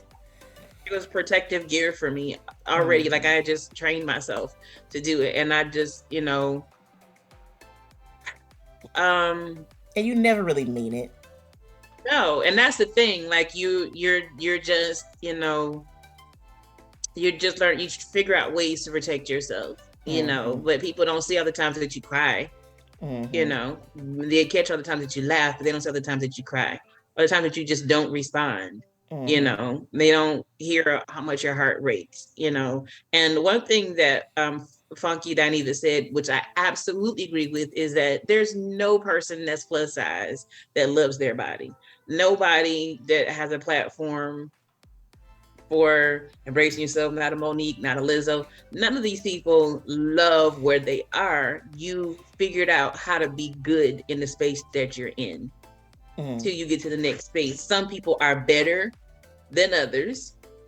And so we applaud those people. But nobody is just like, I'm 250, 300, 350, 400, 450 pounds, and I want to be like this forever. Like, no one aspires to be huge and stay like that. You just get to a point where you realize you gotta love this. You can't move past it hating your body. No, because here's the thing that I'm super honest about. Like, some people are healthier than others, but there's things that come with being overweight that all of us deal with. So the problems with your joints, the problems with your back, the problems with your breathing, the problems with your blood sugar, your blood pressure, like that's across the board.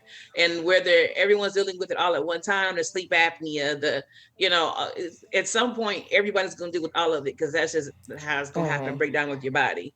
And, that gets worse over time. That don't get better. And, so nobody wants to keep going through that. Nobody wants to keep dealing with that. Nobody wants to keep taking medication for this or that or that or this. Nobody wants to keep, getting prescriptions from the doctor, and nobody wants to keep living in pain. Nobody wants to keep going through all of that. Nobody wants to, if you're dealing with asthma, nobody wants to keep dealing with the rescue inhaler or go on oxygen. Nobody wants to deal with insulin. Nobody wants that life. Nobody wants it. And if somebody's telling you they do, they are lying. And my thing is, I think so many people don't understand. First of all, nobody that's overweight. There's nobody I was about to say a double negative. There's nobody that's overweight that is an idiot. Like, we're not dumb. We're not unaware. We're not uninformed. So what does start being irritating, and what started causing the movement to grow, is other people in the world constantly saying what you need to change, what you need to do, and if you weren't this and if you weren't that. That's what started becoming a problem, because it was like, you don't know everybody. You don't know what everybody is actually doing. There's plenty of people that are overweight that do work out every day, that do eat very well. Everybody's body just doesn't lose weight like you think it should. Everybody's body doesn't do the same stuff as everybody should. So what you think somebody is not doing is not what they're not doing. You just, for some reason, assume it. So that movement started growing, for people being like, love your body, and when you start getting that, well, then you'll start taking care of your body because you love it. But if you just got people online constantly telling you how horrible you are, well, I don't know where you think that's going to get anybody. Nobody's just going to wake up tomorrow and be like, this random person said I'm horrible, I'm going to lose weight today. So, I think a lot of people just need to kind of understand what really caused that movement to grow, and understand what really started that, and because a lot of people that are in the body positive movement did start losing weight because of that. Right. But a lot of people don't get that because they're not in that movement. They just see a bunch of fat people saying they love their body, and that's all they see. Right.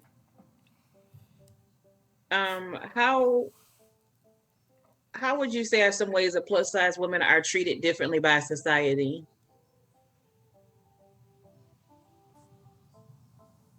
They're definitely seen as not as beautiful, just in general. I mean, just as a general, treatment of how they're seen. They're just not seen as I don't even want to say standard, because there should never ever be a standard of beauty to be, regardless.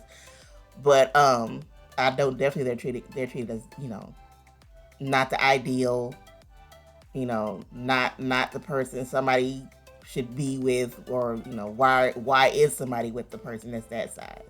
They can't really think they're beautiful, as we see with the boxer. Like, a person couldn't really believe somebody that's overweight is attractive. You couldn't really believe that. So I've seen it. That's not the first time I've seen people treat a person's partner that's overweight like that. Like, you just can't believe that person is legitimately attracted to that person. Right. That's just ridiculous. Like, everybody's attracted to somebody. Everybody's not attracted to the same people. Like, that's just not how attraction works for anybody. Everybody's attracted to different people. So I know that's just one of the main ones. I don't know if Shani has a different viewpoint, but I know that's one of the main. That's kind of Yeah. It's kind of like a real. I would have to unpack that. Somebody I got to think about how they're treated differently. Like definitely, like I think like to go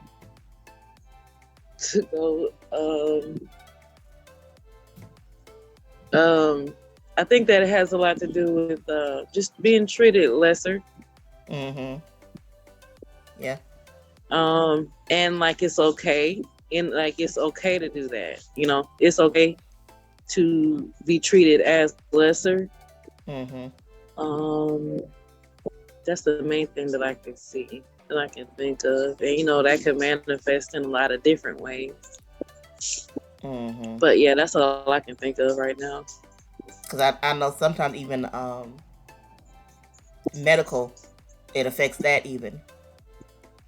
Like if you go like plus size people, plus size women, they're treated completely different when you go to the hospital than somebody that's not. Like you're just, it's so many stories of women that have had other physical issues, and they're just being told it's because you're overweight.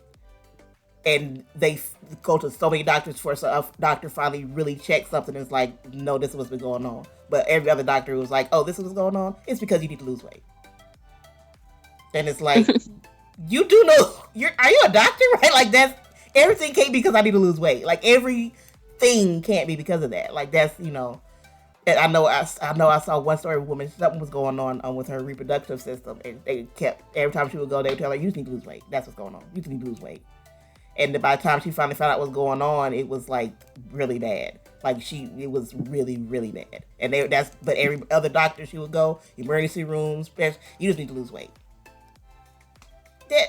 That can't be your response for everything. Like, of course she knew she needed to lose weight, but she also had a medical emergency. So, like, but that's, that happens a lot. It happens a lot. Because they don't want to look past that. So. I know that's been my issue with a lot of things. Even having health problems, that's the default. Always has been my weight, and I've gotten to the point where sometimes it's just been, I don't want to hear that. Mm-hmm. I need you to find out what's wrong that has nothing to do with my weight. But I think that some of the ways that plus size women are treated differently is you could go into a clothing store, and if they feel like the clothes don't fit you, you're just treated rude. Yeah. And that's a horrible feeling, just that discrimination. I've gone into stores where they've not even wanted to let me try clothes on. Mm-hmm. And, sometimes you can kind of be on that line where certain clothes you might be able to fit, and, you'll get the salesperson that's just like, I've been in stores where it's just like, I just know that you're not going to fit these clothes. You don't get the right to speak to me that way. You don't get the right to tell me that. You just get to let me go in the dressing room and try these clothes on and let me tell you I can't fit these clothes. Or, and so I've definitely been, mistreated, dealt with very rude salespeople, people that treat you like, even something as simple as sitting in chairs. You go to places, go to dinners, and and listen, I've had my own issues with anxiety, me and folding chairs in places. Ooh, like when I not because I've lost it, but when I was heavier, like at my heaviest, I have my nerves. Like I'm gonna sit in this chair real easy, like. It's just, that's the thing. People make a lot of assumptions about what plus size people think. No, we're always aware. We're always very much aware. I have chosen to stand plenty places. Like we're aware. I'm not hitting the floor. Not in public, especially not public. I don't need you treating me like I'm a beached whale in here either. Really? So. Like I'm not gonna break all the furniture because I took a seat now. Come on now. Right. The way people have people look at you when you make your plate. You gonna eat all that? Yeah, you gonna eat all the food on the buffet, because I put 4 meatballs on my plate instead of 2. And now I'm putting 2 more on there out of spite. I don't care if I eat them or not. Act like I'm getting food off your plate. But those things create anxieties that cause people to have eating disorders. Just people, it cause people to have depressions that make people not leave their homes. Like you don't understand the snowball effects of these things, create. And I've lived through all of those things. Those things become very hard to face and hard to deal with. Yeah. And I've dealt with just the issue of not wanting to change in public, and not dealing with modeling, dealing with being a dancer. I know one of the things that was hard for me, and one of the things that even made me go through weight loss surgery, was not finding dance clothes that was my size. And that was the hardest thing because once I couldn't find anything beyond a 6X, that was like, okay, this is you need to make a change. Yeah. Now we're getting out of I got custom and specialty style. You don't want to start getting into that. When you are around other people and when you're around other dancers and they're making you feel like you're the biggest thing in the room, and well, I'm not, they're not choreographing pieces for you. They don't want to add you into pieces. They're not wanting to, you're isolated and ostracized. That becomes hard, when you're just not given a fair shot. So those are things that I feel like when society just sees you as different and not a part, that makes you see yourself even more different when you're trying not to be, so I guess kind of ask that question, but I guess I really want to know, how does fat shaming affect a woman's mental health? And have you been there and experiencing it? And you can ask what you feel comfortable answering. I don't think I've ever been personally fat shamed, at least not to my face. I'm saying I only like, because certain things I'll like intentionally forget. So if it has happened, I'm not gonna keep lingering on that, because I just know what that does to me. But I know it can just that then it's like you take it internally, and what you might have just heard somebody else on the outside say, now you're repeating it in your head constantly.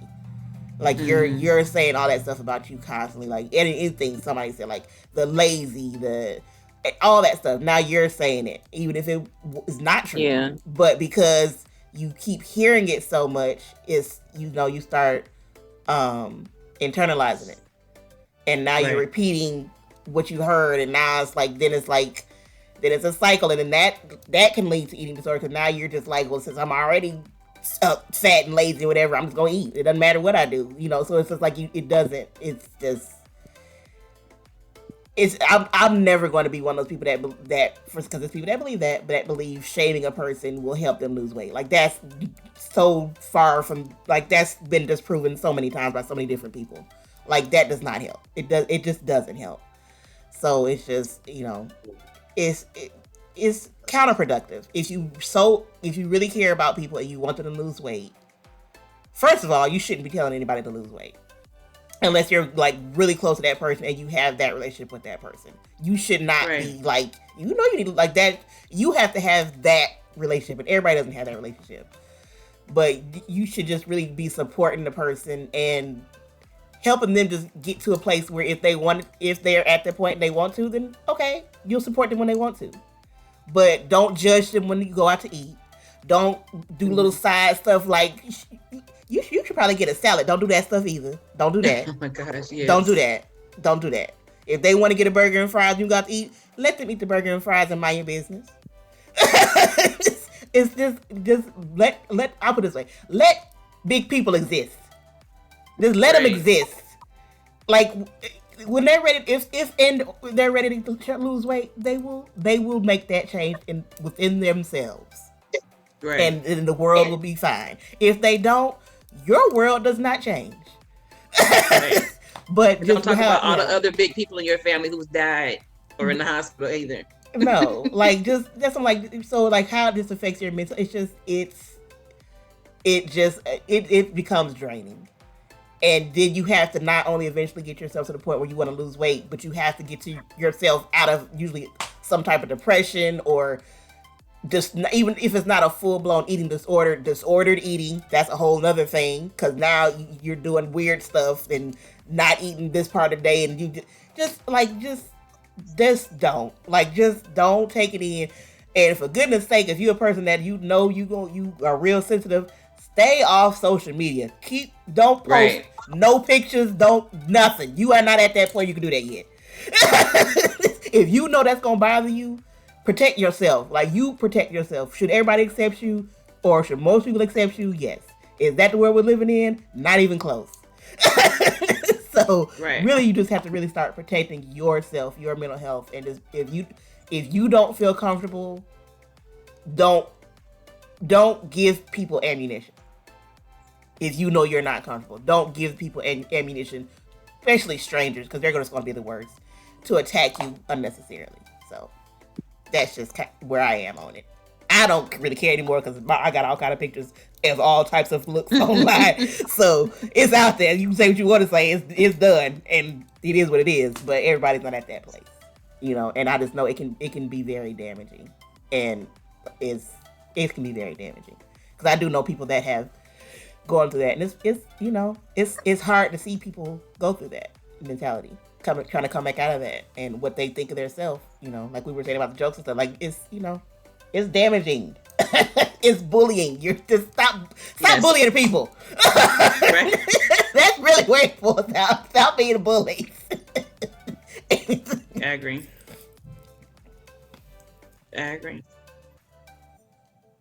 Shani, how do you feel like it affects a woman's mental health? I keep thinking the same thing. It just makes you feel less than people who are the same size. It could make you feel like people that have tried to never make me feel bad about myself. It just always showed me who those people were and where I should put them in my life. Right.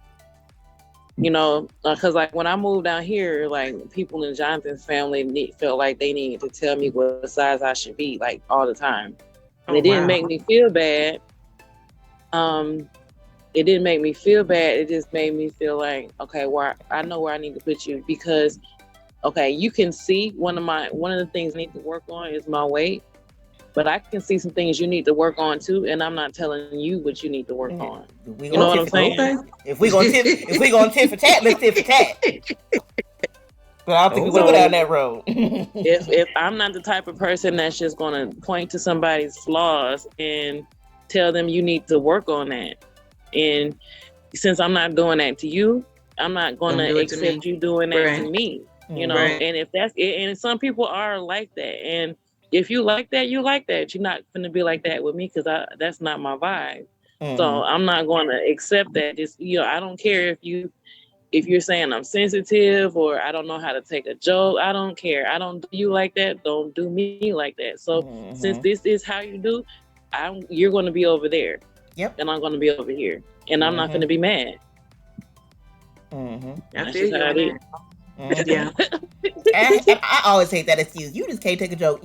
Everybody, you are not always joking. You got called out, and now you're trying to say you're joking because you got called out. Right. Because I'm like, I can take plenty of jokes. That's not a joke. You were just being cruel. Right. And even if it was a joke, obviously it was a bad joke because it wasn't funny. Yeah, I agree with all that.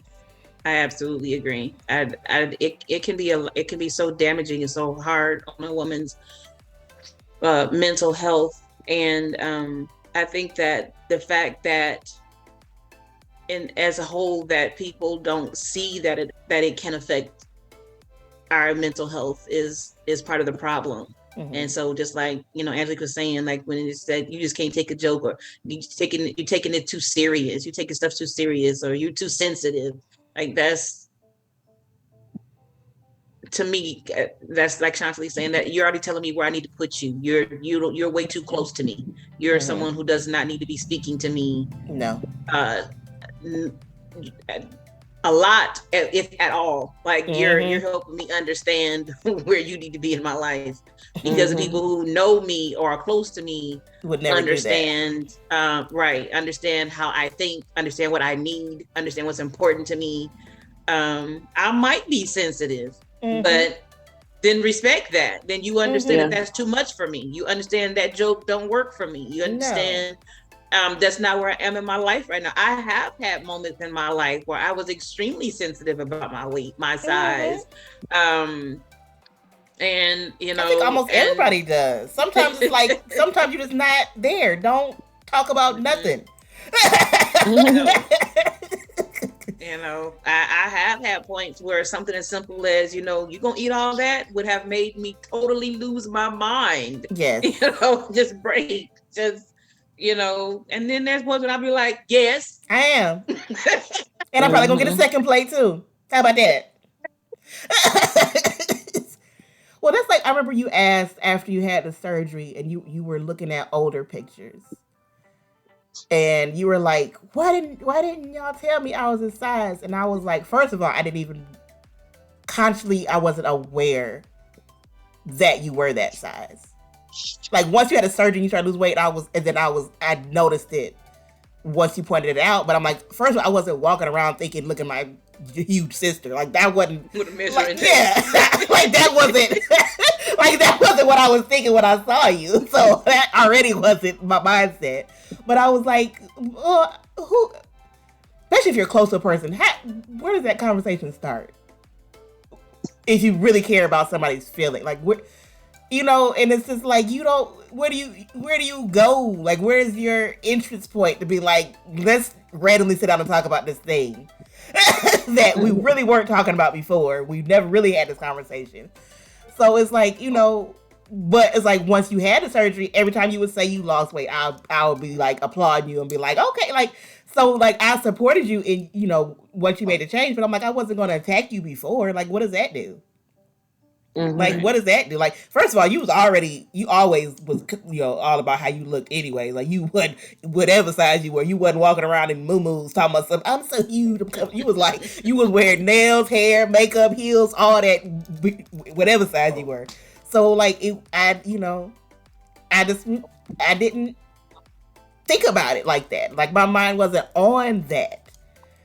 Like, I knew, of course, you would talk about your health, struggle stuff, but I wasn't on that, like, what we were saying people do. Like, that, what does that help? What does that really help? Right. What would, like, my goodness, I know you need to lose weight. You knew that. You knew. What was it going, so me telling you now, okay, now you got somebody close to you saying the same thing you already know, so now we just all uncomfortable with each other. And now your feelings hurt. Now I'm upset because your feelings hurt. So now everybody's upset and hurt. And now what? What has changed? Not a darn thing. I totally get that, and I agree with that. But I have a different perspective on it at this point. And I was married at the time, and he went to the initial group meeting and stuff with me, and one of the questions I asked him was, the same thing I asked you all, like, why did you let me get this big? And it wasn't me blaming him, but it's kind of like, if anybody's watched me get to this size, it was you. You lay down next to me every night, you're going through every day with me. And because, my first question was, were you aware, that I had gotten to be 450 pounds? And he was just like, well, yeah, and his thing was, I never wanted to hurt your feelings. And I get that.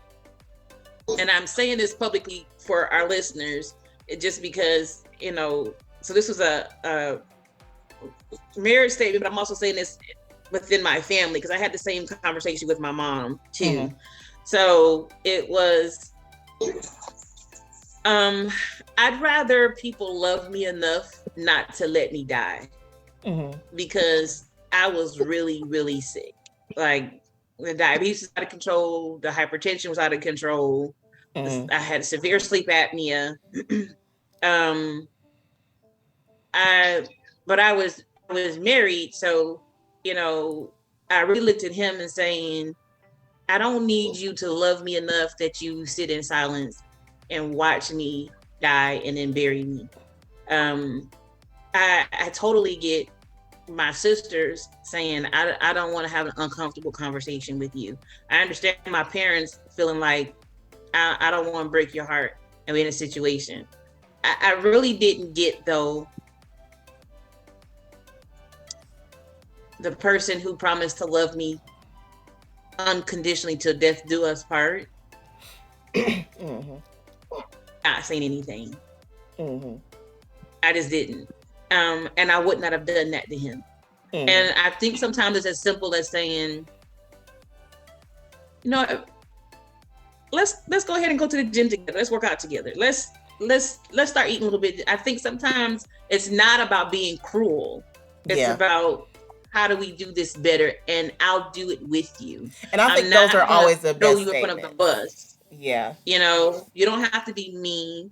You don't have to say, I see you put on 50 pounds. I see you look like a big bear. You looking like a huge elephant. Now you're doing the most. Now you're doing the most right now. Now you're doing the most. And I think those are the best statements when it's like a huge elephant. I think it's the same. I think it's the best statements when it's like, let's do this together. Then you should lose weight and eat. Like, it's when it's like, okay, well, now I feel like you trying to say something about me. Then it's just saying, let us do this thing. Right.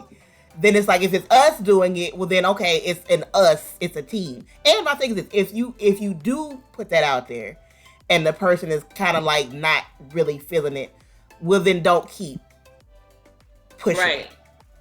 Like, you've already put it out there. It's out in the world.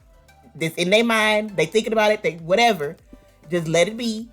And maybe start doing little slight changes in the household. Like, if you're the one that cooks, well, start just doing little things that you can't. Like, you can't force somebody to go to the gym. You know what I'm saying? Like, you can't force somebody to even really change 100% how they eat. But you start just doing something small that's still like us. Like, okay, well, maybe you usually fry everything. Well, start baking when you cook. Like, just little things to where it's like you're not, and don't bake for them and fry for you. Everybody getting baked. Right. I do think, though, if something's concerned, then it's a concern. So it was a huge concern. That's about what I'm saying. It was a major concern for him, but you said nothing. So if it was that big of a concern, why were you watching me? Why were you, number one, he was the main cook in our home. So one, you were killing me softly. Two, you were watching me die. So that's not love to me. No, so this is what I'm saying. And then three, just be honest, because I've told part of my story, you're cheating on me. So that's also affecting my mental health. So that's also making me constantly ask, what's wrong with me? You're making me, and on top of it, feel like, well, it has to do with my weight, but that don't make me lose weight. It's making me do the opposite. Yeah. So, I would have rather, even if I didn't receive it the first time with the let's lose weight, then sometimes you do have to sit down and just say, you know what, I'm really concerned. And now if I'm just going to be a jerk after that, now it is on me. Yeah. But you've done what needs to be done. That's what I'm saying. Do what you can, and then if it wasn't that you could talk, then then you do have to sit down with my family and say, you know what, we need to have a conversation with her. If it's my children, if it's my sisters, if it's my parents, but that's just me. And I feel like that's what real love is. How do you really save somebody's life? Because sometimes it's a matter of saving somebody's life, and you have to do that. But I'm in a relationship now, and I've made it clear to him, I don't never need you to love me so much that you let things get out of hand. I'd rather you be honest with me. And I will say personally, I didn't even realize you were the size. Like, I didn't realize you were the weight you got to till you said it later, and then I looking at older pictures, and I'm like, I just didn't, because it wasn't like you went from 100 pounds to 450 like overnight. It was so slow. It's like you see it, but you don't see it. Right. Until it's pointed out and you're like, okay, I didn't even realize. Right. So it's like once you pointed out, I was like, I consciously didn't even realize it was that, like that had happened till you said it, and I didn't see it either until I saw the pictures. When I saw as I started losing weight, and it was like, gosh, I was that big. And then I will tell you, when I look at those pictures now, it makes me cry. It is so hard for me to look at those pictures. I'm proud of the progress. I lost around 200 pounds. And I would be at my goal weight if I wasn't on prednisone due to cancer. Yeah. But and there are days that I'm mad at myself now, because it's like, you should not still be plus size. You should be smaller. And I have to then look at those pictures and say, but you're not her no more. Mm-hmm. You're not 450 pounds really anymore. So I can it sounds simple, but I can sit in the chair and cross my legs now, and I couldn't do that. I couldn't do that before the surgery. That's major. I may not be able to do it for the hour, but I can do it. But I mean, you can get it up there. You can get it up there. All that matters. So anyway, this has been an amazing conversation. Definitely one that probably needs to continue on a little bit further, but we're gonna go ahead and wrap the show up. Ladies, do you have anything that you want to close the show out tonight? Any positive words of encouragement or affirmation to our listeners who are plus size? Just come to keep on keeping on, or just anything. We've all been there. As we close out our show. I don't know if Shadi does or not, but I would say to people that are plus size, definitely love yourself, and love yourself enough to want to change. If that is what you want, because there are some people that do not, do you? But love yourself, and don't let other people tell you you're not, enough of X, Y, Z, whatever the enough is. Don't let outside things, or don't even let inside things influence it. And if you have friends or family members that are plus size, support them and love them, and don't bully them, don't joke with them, just really care about them. Just care about people, And if you do see something, as they say, if you see something, say something. Right. And if they're not at that point, then just, be there when they're ready. And when they're ready, you be their greatest cheerleader. If they say I lost 2 pounds, you say you cheer like they said they lost 150. Right. Because that's really all somebody wants. Somebody just be happy about that. Yes. Not that's all you like. When you try to lose weight, every pound count. Every half a pound every count. Ounce count. Every piece of a pound. Yes. Everything. So especially if you really legitimately care for that person, really support them and care about them and cheer them on when they're ready. And if they're not ready, then just let them know you'll be there whenever. And just be less judgmental. Judgment, it helps nobody one way or the other. Right. Shantali.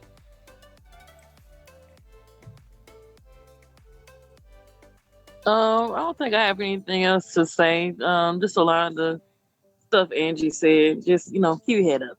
Yeah, keep your head up. Keep your head up, girl. Keep your head up.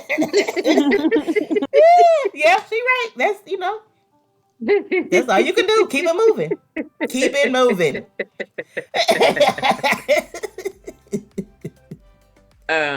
Gosh, I gotta play this song when we get out from that, because I've got the ooh child things in there. Oh my goodness. I think that I really want to leave this with all of our listeners, our viewers, to stay true to yourself and know who you are, know your worth, know your value. remember we talked earlier that truthfully plus size is anything size 14 and up. So, you know, sometimes I think we don't even understand the club that you're in, right? And so, but be proud of that. There's nothing honestly wrong with having curves. There's nothing wrong with being, you know, a size larger than the traditional model size. You're not ripping the runway, and they're not cutting clothing off of you to make the stock size. So that's fine. And listen, if you're trying to be a size 2, then go for it. We're cheering you on for that as well. As long as it's healthy. You know, even when I had the weight loss surgery, and they said, you know, they set a goal for you to, you know, to be ideally smaller. I was never trying to be super thin. No. That was not what I wanted. Healthy was what I wanted. And so, and I'm just being real, you know, sister to sister, friend to friend. You know, I'm with someone who loves my curves, so sister ain't trying to be no bones. Well, you know, I'm actively trying to lose weight. You know, I'm, you know, want to be smaller, whatever. I ain't trying to be a size. I had no desire to be. I don't want to be that small. And I actually don't want to be, you know, super thin either. Like I actually enjoy being curvy. I enjoy being full figured. I feel like that's the beauty of being me. I just don't need to be morbidly obese. I don't need to be 450 pounds. I don't need to be it's cool. It's not cool. I'm not auditioning for my 600-pound life. Good God, no. And if somebody let me get that big, I would fight all of y'all from the hospital bed. Y'all let me get over 600 pounds. I'll fight everybody in the room. Y'all care what y'all had to do. No. Oh my gosh. But just really, I think this journey is about really and discovering who you are and loving yourself. And that takes time. Like that takes so much time and so much. It really does take work, but the payoff is everything. And I'm so happy that I've learned that. Like I couldn't even honestly manage to love anybody else till I learned to love me. And I think you know, he's definitely benefiting from the reward of me loving myself. I think I'm a better mother because I'm learning to love myself. My kids make me feel awesome because of the woman that I've become. Because I realized when, you know, I was unhappy, like I would have outbursts of anger at times, but all of that was just not loving me. And not understanding that, you know, and so I'm just so good with me, you know. We recently did an exercise at church, and one of the things that we did was letting go of one thing. And my thing was to let go of fear of failure. And this is what I'm gonna leave you all with. I realized as I really settled into that and meditated on that my fear of failure, it wasn't fear of failing myself. It was the fear of failing people. And that fear had been since I was probably 15, 16 years old. And so much of that was tied to image, my weight, my looks, what other people thought about me. And so I would encourage you all to not even be worried about failing people with how you look, how you dress, how you walk, how you talk, who you are. Just be good with you. Yes. So that is what I'm going to leave you all with. Just give yourself a hug. Let's give yourself some hugs. Give yourself some love. Some lovey loves. And with that, we're going to say good night. Thank you all for letting our family be your family. And until we see you all next time, have a wonderful evening.